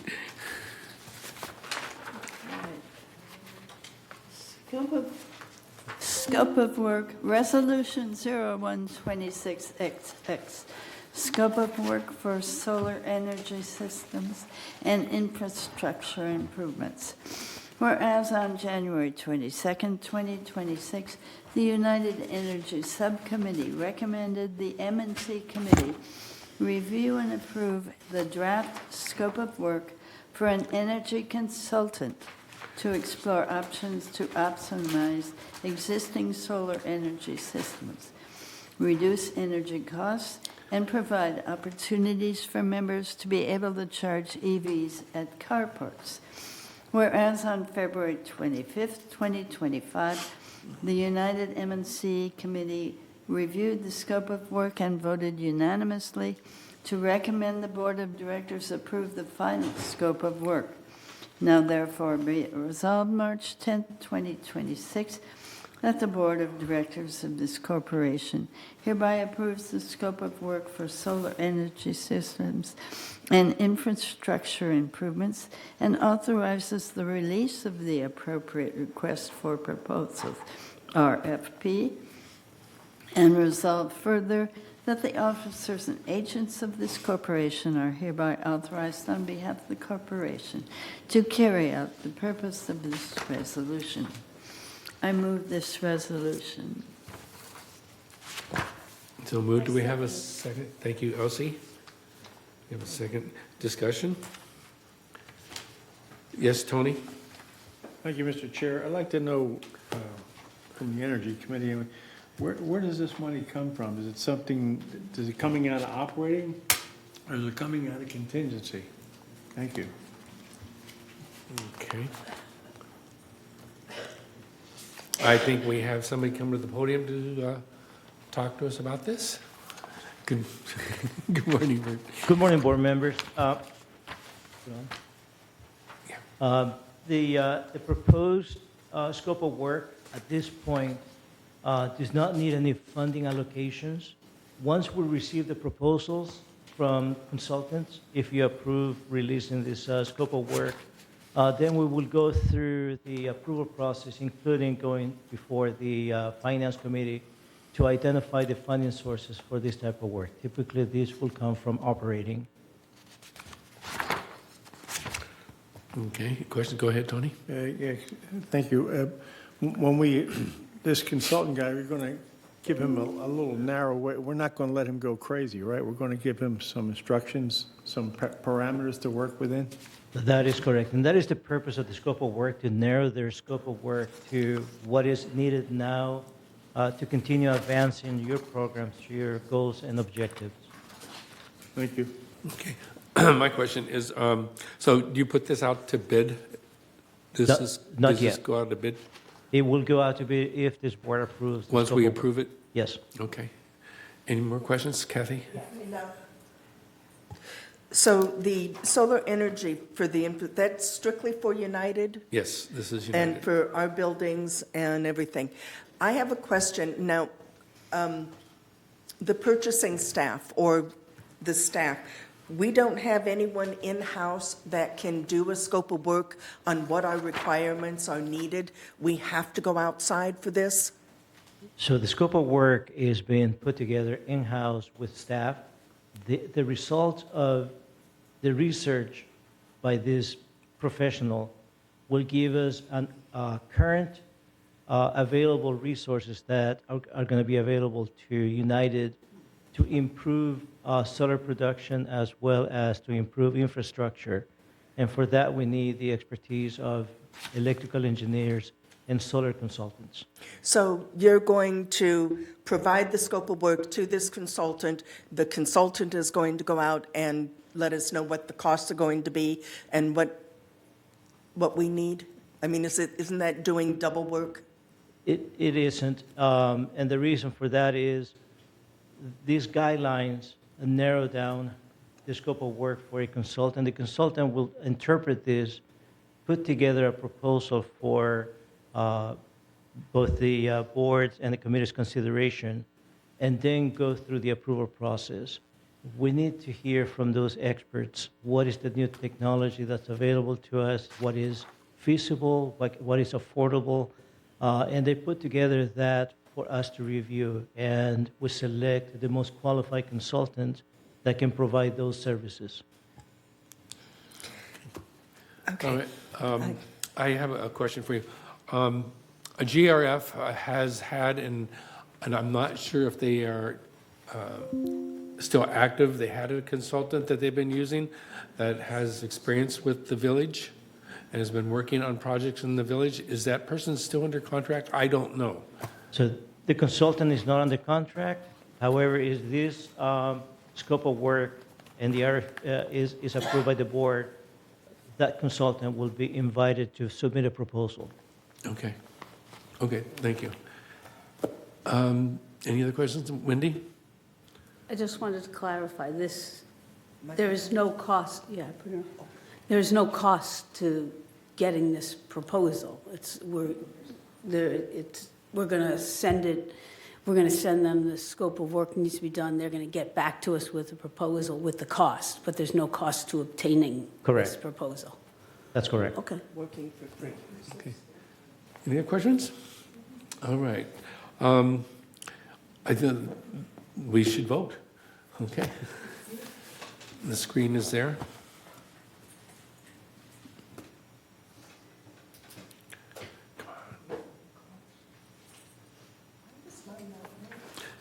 Use your mouse. Maybe it'll work better. There, you got it. There we go. All right, so it's moved. Thank you. All right, committee reports. All right, this is number 13. So we have the Finance Committee is the first one. Thank you, Mr. Chair. The Finance Committee met on February 24th and reviewed the December financial statements, acknowledged a 25 deficit, and approved the preparation of a cost reduction plan by staff. As we heard earlier, the cost reduction plan is being prepared as we speak, and there will be a discussion of such plan at the March 20th special Finance Committee meeting. I move to my treasurer's report. In front of you, you have the statement of operations for the month of January 26. You see a total revenue of $5.4 million, offset by expenses of $4.3 million, resulting in a surplus of $1.1 million. I would like to say here that out of that $1.1 million surplus, $800,000 is a reserve surplus, and $318,000 is an operating surplus. Let's move to the second slide, please. And there you see at the bottom the operating surplus of $318,000, which is resulting from revenue of $2.6 million offset by expenses of $2.2. I would like you to say something about January. January is the least meaningful month of the year for two reasons. First reason is just 1 month. Year to date is just 1 month. The other reason, main reason, is that that's the only month using modified accounting, while the preceding month uses full accrual accounting. So what am I saying here? Consider, the month before is December. That's the end of 25, which is audited by KPMG. So the staff did a full accrual accounting. They went in and found every expense associated with December and 25 and recorded it. They never do that in any other month. All the other months they're doing modified, which means they let some expenses go to the next month, but not in December because of the audit. So you have a situation where all expenses associated with December stayed in December, none of it rolled into January. And in January, because we're not doing full accrual, we're doing modified, some of the expenses in January moved to February. So you have a situation where nothing moved in, no expenses moved into January, but expenses moved out of January, creating a month that is weird. that has no expenses. And here you are seeing a surplus of 1.1 million, which is a fiction. And it will change. So I just want to make sure we understand what's going on. Next slide, please. Here's another fiction. You see that the budget called for a surplus of 144,000, but we're saying that we have 1.1 million. Well, either the budget is totally wrong or the surplus you have in front of you is wrong, and you guys figure out which one is wrong. Next slide, please. Same thing. Outside services, 700,000, so the reserve is doing great, but that's because we haven't accrued and because there's some delayed work. Materials and supplies, same thing. We didn't accrue, full accrual accounting, and there are also some delays in the work. So that accounts for the positive variances you see in outside services and materials and supplies. Employee compensation, there are some open positions, especially in landscaping, that are causing a favorable variance at this time. I'll just say one more thing. The insurance has a slight variance, which is not material, and the fees and chargebacks to residents is also not material and not meaningful at this stage. So I'll pass on that. Next month, please. Next slide, please. Here you see the proportions of the various non-assessment revenues. The top one is fees and charges at 26%, and that's due to the chargebacks that we continue to charge our residents because of water intrusion, and which is causing them to be responsible for some of it, and of course we are charging them for it. So that's 26%, followed by investment income at 25%, and laundry at 15%. Next slide. Because we're early in the year, these variances are not very meaningful, so I will pass. Next slide. You see something interesting here.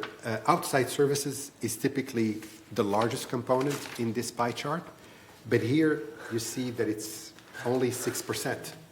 Why? Because of the lack of accruals and the delays. Next slide, please. Same thing here.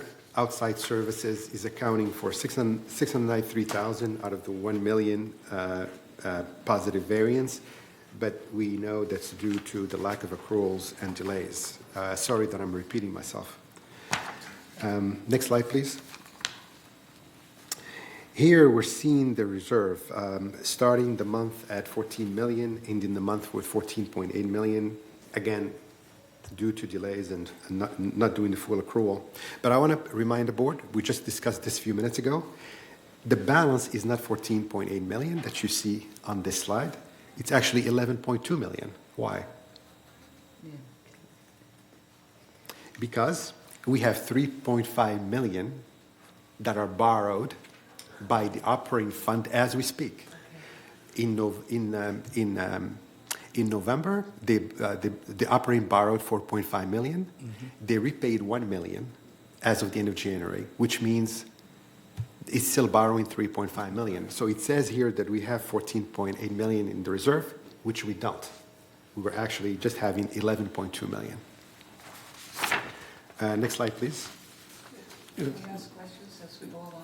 Yeah, please. Please. Why don't we reflect a true dollar amount on the balance? Why aren't we saying 11? Yeah, this is a very, very good question. Yeah. What the schedule is doing, it's telling you the assets of the reserve fund. So the reserve fund has cash and investments of 11.2 million and has a receivable, which is also an asset from the operating fund for 3.5. You add those two together, the 14.8 is right. Okay. But from a cash investments perspective, it is not right because you have that receivable for 3.5 million that's not cash. It's just an IOU from the operating fund. Okay, Wendy? thank you. Why don't they break it down so we could see the receivables? I agree. Receivables. We can, yeah, exactly. We can do better so that we can explain the type of assets we have in the reserve. Yeah. Here's the cash and cash equivalents and investments for 11.2, and here's the receivable from the operating for 3.5. Boom, here's your 14.8, correct. Moving on to the next slide. Here's the borrowing we talked about. We borrowed 4.5 million in November. We paid back $1 million in January. So there is still a borrowing of 3.5 million, which is expected to be paid by the time they borrow the 6.5 million, which we just voted on. And then it will keep going. Last slide shows the number of transactions, resale transactions in January, 27 compared to last year of 20. So it's up. It is up because if you see the two columns before January, you see that they're lower than January because there was lower activity in those 2 months. So there was a catch up in January. That's why we have 27 as opposed to 20 last January. I would like to say one thing. This catch-up in January, resulting in more resale transactions than November and December, occurred even though we increased that trust facility fee from $7,500 to $10,000. If you recall, there were a lot of directors in JRF who said that our resale transactions will collapse because now it is more expensive to buy units here. That didn't happen. That didn't happen. Yes, going from 7,500 to 10,000 did not result in a decline in resales, as you can see from this chart. Thank you, Mr. President. That's good to know. Thank you. All right. Mr. President, should we have a break or do you want to keep going? Mr. Conlon, I think we're almost done with, so. we should be able to go quick through these and then we'll, is that okay? Oh, I agree, but, okay, let's go forward then. We'll make our reports nice and short. Finance is done. We have the ACS report from Tony. Thank you, Mr. Chair. Our next meeting is, we're going through all the architectural control and standards for people, so the meetings are open and we urge you to come and let us hear what you think. And our next meeting is on March 20th, 2026 here in the boardroom. Thank you. Thank you. Member hearings? That would be Elsie. Thank you. Okay, I'll give you the quick version. It's a secret, we can't tell you, blah, blah, blah. However, I got 3 quick things, okay? One is, please, ladies and gentlemen, monitor your leaks, okay? We all know where the water comes into your manor. And that isn't all we deal with in hearings, but it is so huge and it's so expensive, you can't believe it. And monitor your leaks. Be careful with your alterations. Please don't have that handyman just hook something up for you under the sink and bim bam, thank you, man, thank you so much for doing that. And then, you know, $20,000 later, right? And remember, what harms your unit often harms the people below you. And finally, this is a plug for HO6 insurance. And another one, I can't tell you how important this is, but and if you were on the outside, you wouldn't think twice about getting renter's insurance or householder's insurance. Well, guess what? This is the real world, right? Get your HO6 insurance, at least look into it. But keeping that in mind, I swear to God, this is the last one. A lot of even HO6 insurance does not cover gradual drips. It's been going on for 3 years. It's dissolved your baseboard. It's gotten moldy. and you take it to your HO6 and they go, and you were going to tell us about this when? Okay, so those are my three things. Thank you. Monitor your leaks, get HO6, and make sure you report stuff timely. That's it. Thank you. Governing Documents Review Committee? Okay. Director Beckwell? Yes, we met and we discussed the clutter policy and the alterations for accessibility policy. Both of those are good policies. Clutter is always a question. Don't clutter. Put your stuff away somewhere. Throw it out. Give it away. Call the Goodwill. Do something. Don't just stack it up on your balcony or on your veranda or whatever you've got. And certainly don't leave it in the carport for us to pick up unless you leave it only on the night before the pickup, please. Some people, I know when you move, your family's going to put it out on Tuesday and the pickup is on Saturday. But try and leave it out at the right time. And that's all. We will meet again this month. Let's see, March 19th, Thursday. Thank you. Thank you. Landscape Committee, Director Quam. Yes. You may see personnel trying to save infected eucalyptus trees, and they do that by spraying them. And they have very good success with that, so they're working on that. We're also investigating the need for tree trimming to maximize our solar production. We just heard in the prior resolutions that we get approximately 50% of the energy used by various common area facilities using the solar system. So it's important that we stay up to date on that. Thank you. Maintenance and construction, that would be me. The meeting was on February 25th. There is a lot of updating was done. We talked about the mowed and rot, dry rot removal, which is at full speed right now. And for anybody that walks around, believe me, you will see the trucks and the trailers and the patios that are being replaced on the units. It's they're very busy right now. That's all I have for right now. The next meeting will be on March 25th, 9:30 in this room. And then I think we have a little report on the Energy Subcommittee by Director Laboratory.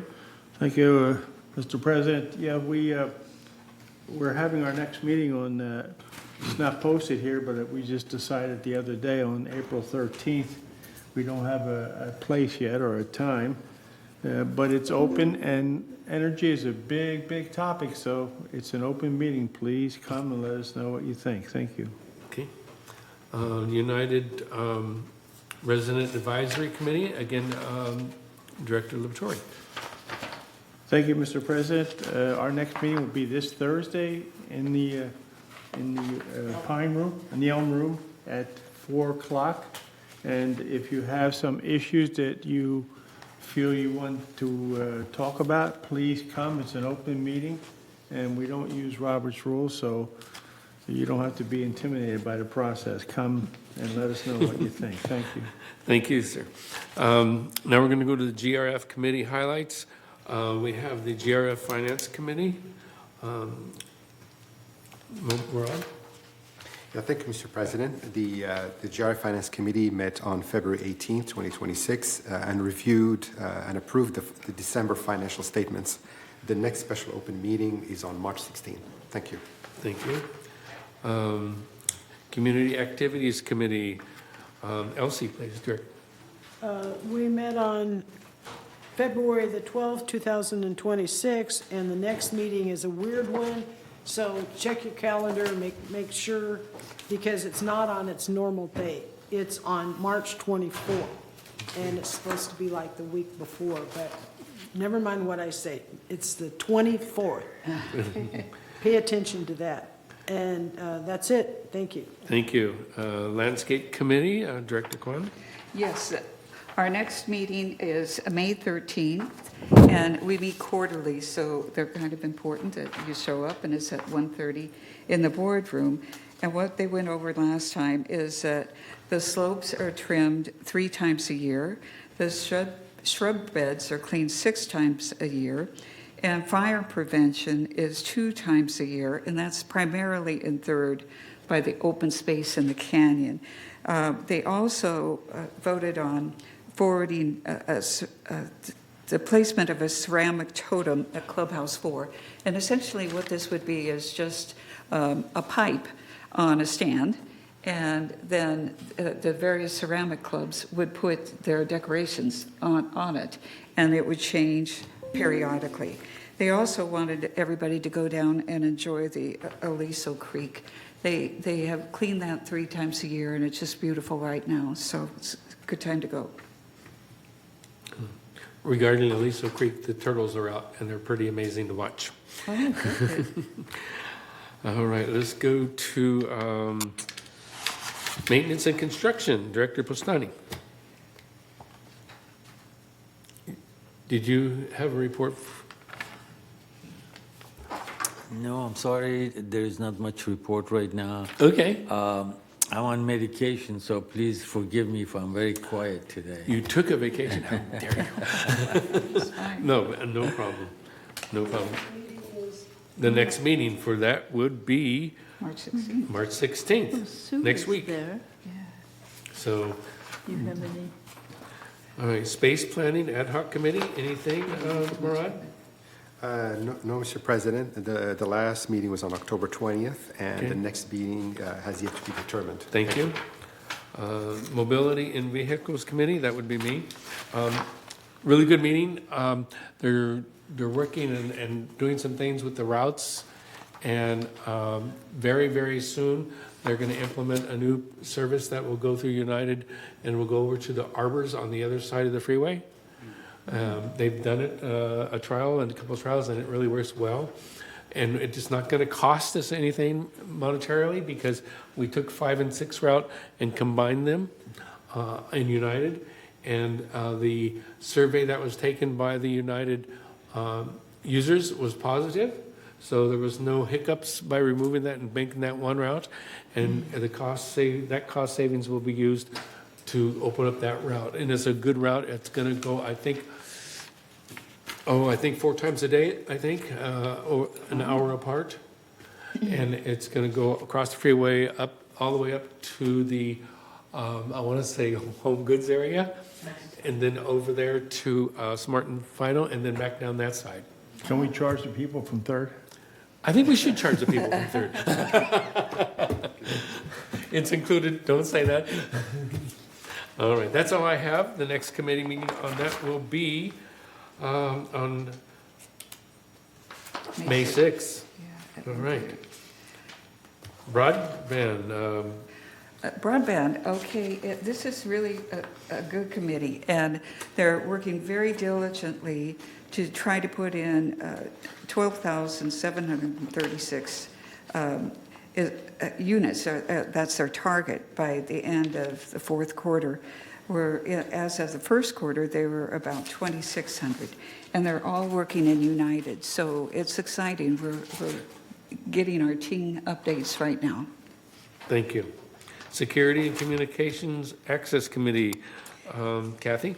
Hi. Okay, so I attended my first meeting. I left all of my notes at home. Our next meeting will be on April the 22nd at 1:30. Thank you.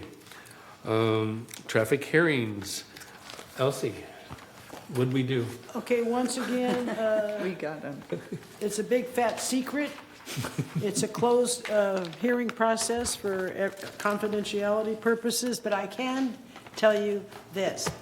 We had one person, this is kind of cute if you're into this stuff, kind of funny.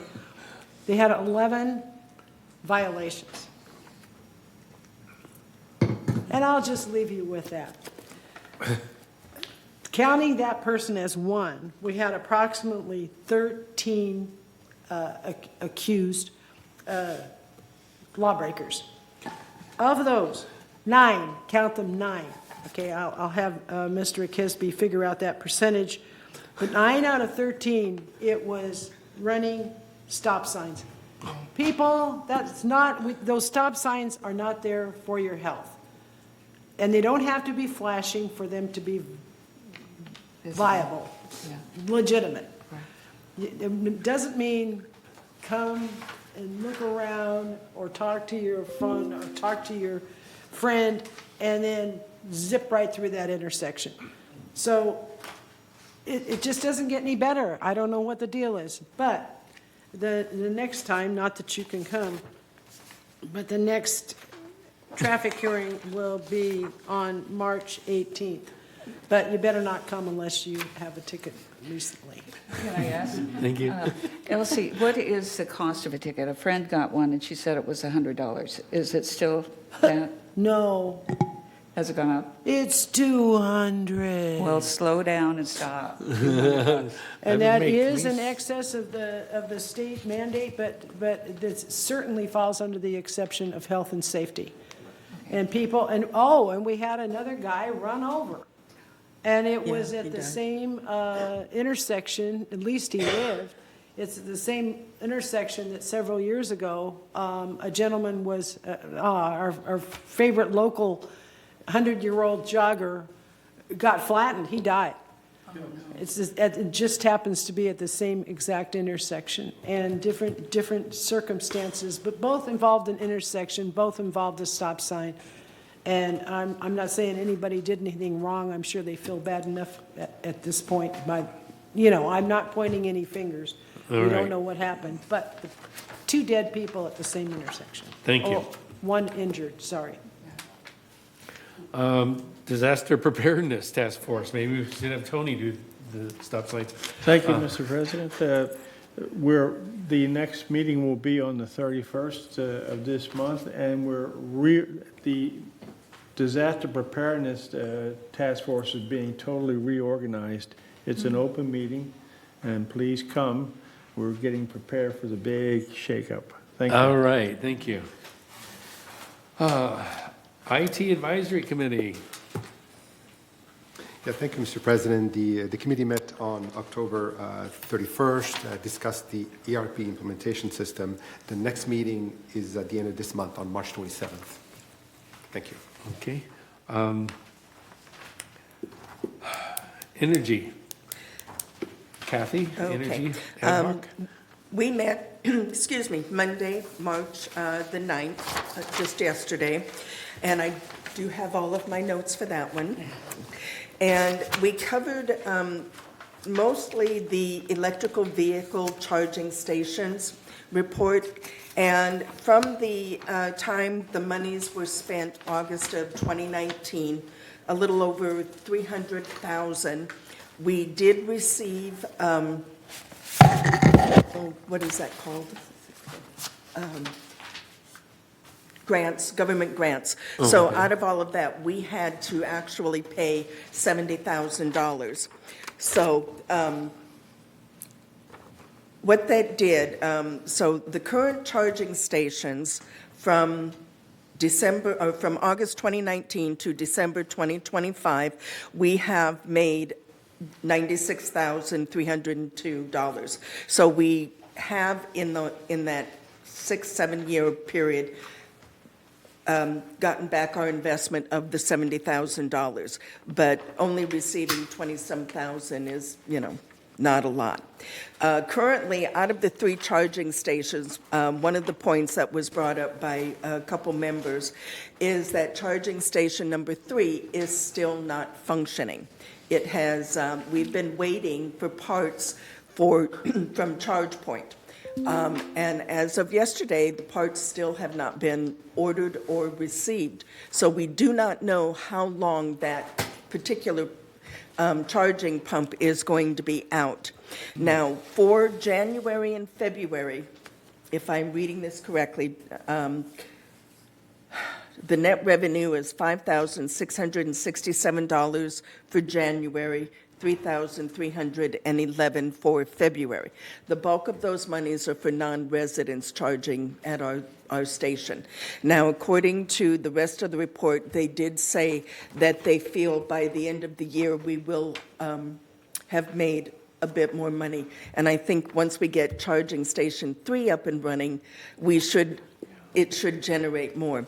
One of the other main issues that was brought up at the meeting yesterday was the generator outage that occurred in February, and it had multiple issues.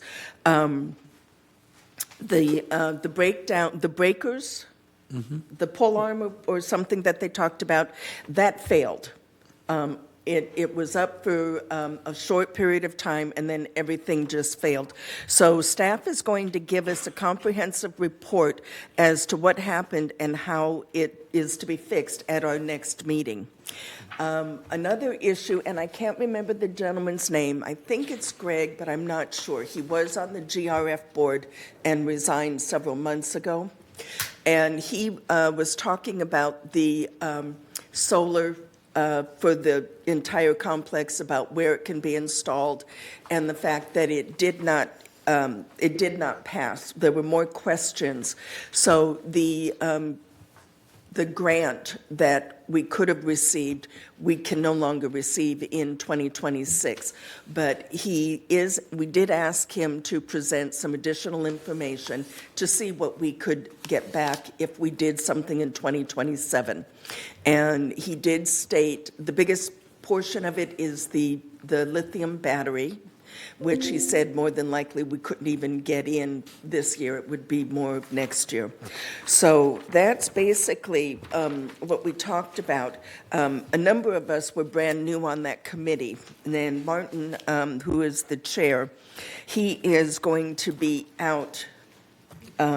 So we may not have our meeting in April. It may be postponed to the first part of May, and we have to get with staff to determine what dates are available. So we're going to try and see if we can't do something for April, but we don't know yet. So that's to be determined.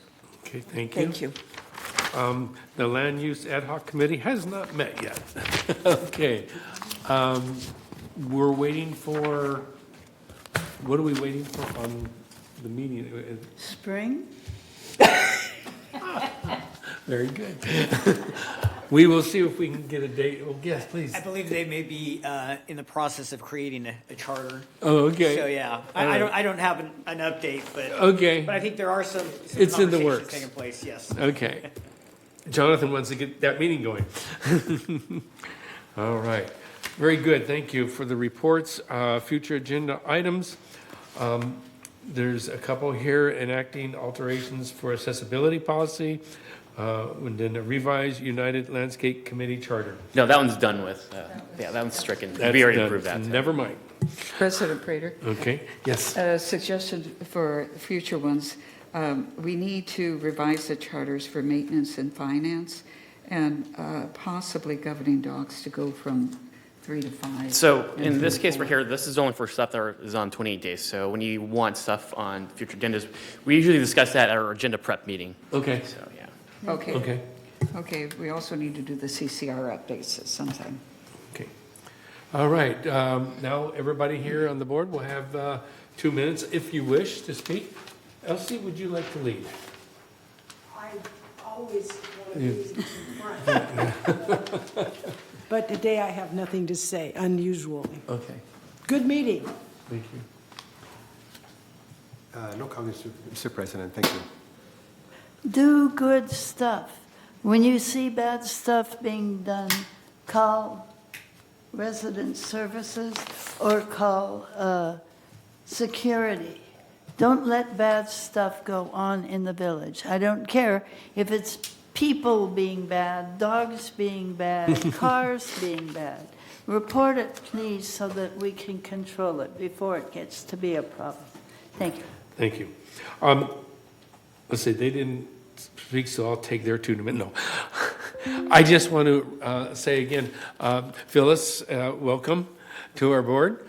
Again, Mary, both of you, it's so nice to see 11 people here. It's just so nice. Sue? That's it. I really appreciate Murad's comments, Director Kisby's comments on the budget. It really makes it understandable for for all of us and hopefully for our members. So thank you very much for the explanation that is, so that we can understand it. Thank you. Tony, anything? Nothing, Mr. President. Thank you very much. Thank you, Kathy. I do have something that I left off, and I really wanted to bring this up at the meeting yesterday.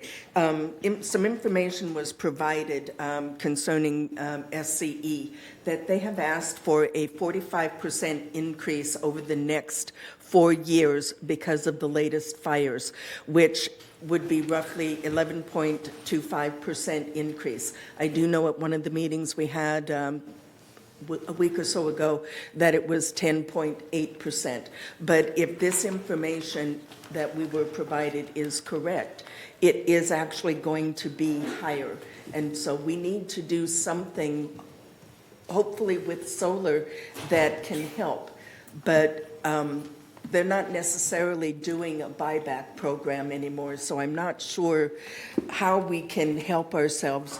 But a 45% increase over the next 4 years it's really bad. When It's really bad. if you hit tier 2 at home, it's at 42 cents per kilowatt now. And I mean, it's just going to wipe out people if these charges keep going up because of their errors. That's They true. have money, they should take care of it. Thank you. Agree. Wendy?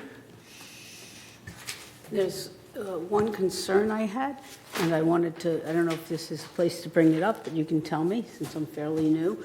The security gates, I've had at least, I've only been here 11 months. I have at least 7 or 8 times people show up at my door that I forgot to call in, and meaning our gate guardian, our guardians at the gates are not really doing their job.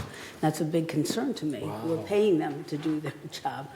So this has happened quite a number of times. So I was interviewing a dog sitter the other day, forgot to call her in. That was my bad, but the gate should have had her turn around, call me, or if there was no line, the gate could have called me. And all of a sudden she's at my door. I was like, oh my gosh, how did you end up here? I forgot to call you in. So this is an issue of great concern to me, continuing that it has happened regularly throughout my time here at Laguna Woods. I do want to say something about that since you said that. The Security Community Access Committee meets on April 22nd. Let's make sure we're there. Thank you. You might want to log into your Dwelling Live account to see your guest in there. You're on that committee with me. Have them updated. You're on that committee with me. Yes. He's talking to you. Yeah, you might want to log into your Dwelling Live account on your computer and make sure your guest passes are updated. Yeah. So that could be, might be on your end as well. You might want to check on that. No, my guest passes, what happened is I forgot to call individual people in. And rather than detain them at the gate and calling me or having them pull around and call me, they just let They're them letting in. them in without a pass. They let them in without a pass. This is that not will my happen. permanent pass list. So it's not permanent passing? Okay. No, not at all. Call Let's- in. Yeah. Well, Call she, them in. yeah, she forgot. I She forgot. forgot. Okay. She forgot. Right. But they let them in. But it doesn't mean they should let them in. Yeah. Well, Can Okay. I can show you how to get a Dwelling Live account, and all you do is put the people in. I mean, I do it a couple weeks ahead of time, and it goes away that same day. The app works really good on the phone. It does. Yeah, it does. It's Jonathan, still- anything? I know how to use the app. Yeah. I know how to call it in. But the point being that if I forgot, on the times that I do forget, which I have done, they should still not be letting them through the gate. You're right. They You're let the right. pizza people in all the time. No, pizza. John? Well, Mr. Sen? President, thank you so much. I am very impressed by this entire team. I'm happy to see the 2 additional, so we have a full house, and excited about all that, even though I'm concerned so much about our accounting issues. And thank you, Murad, for being such a doing such a great job and doing intelligent. And I just want to make sure how important it is for us to stay on top of this all-saving programs that we are introducing. And I want to encourage every one of you, please add on to all your subcommittee this additional saving programs. Thank you. Phyllis, would you like to say anything? No? Good morning. Mary? I would. I'd like to say that for the first day on the job, it's been a really rewarding experience. Oh, good. And so I'm looking forward to learning a lot this year. And I'm especially happy because I couldn't be in better company. All right, thank you. We all appreciate that. And that being said, we're recessed till 12. Do we have our? Yeah. 12:15, and we will convene upstairs. Thank you.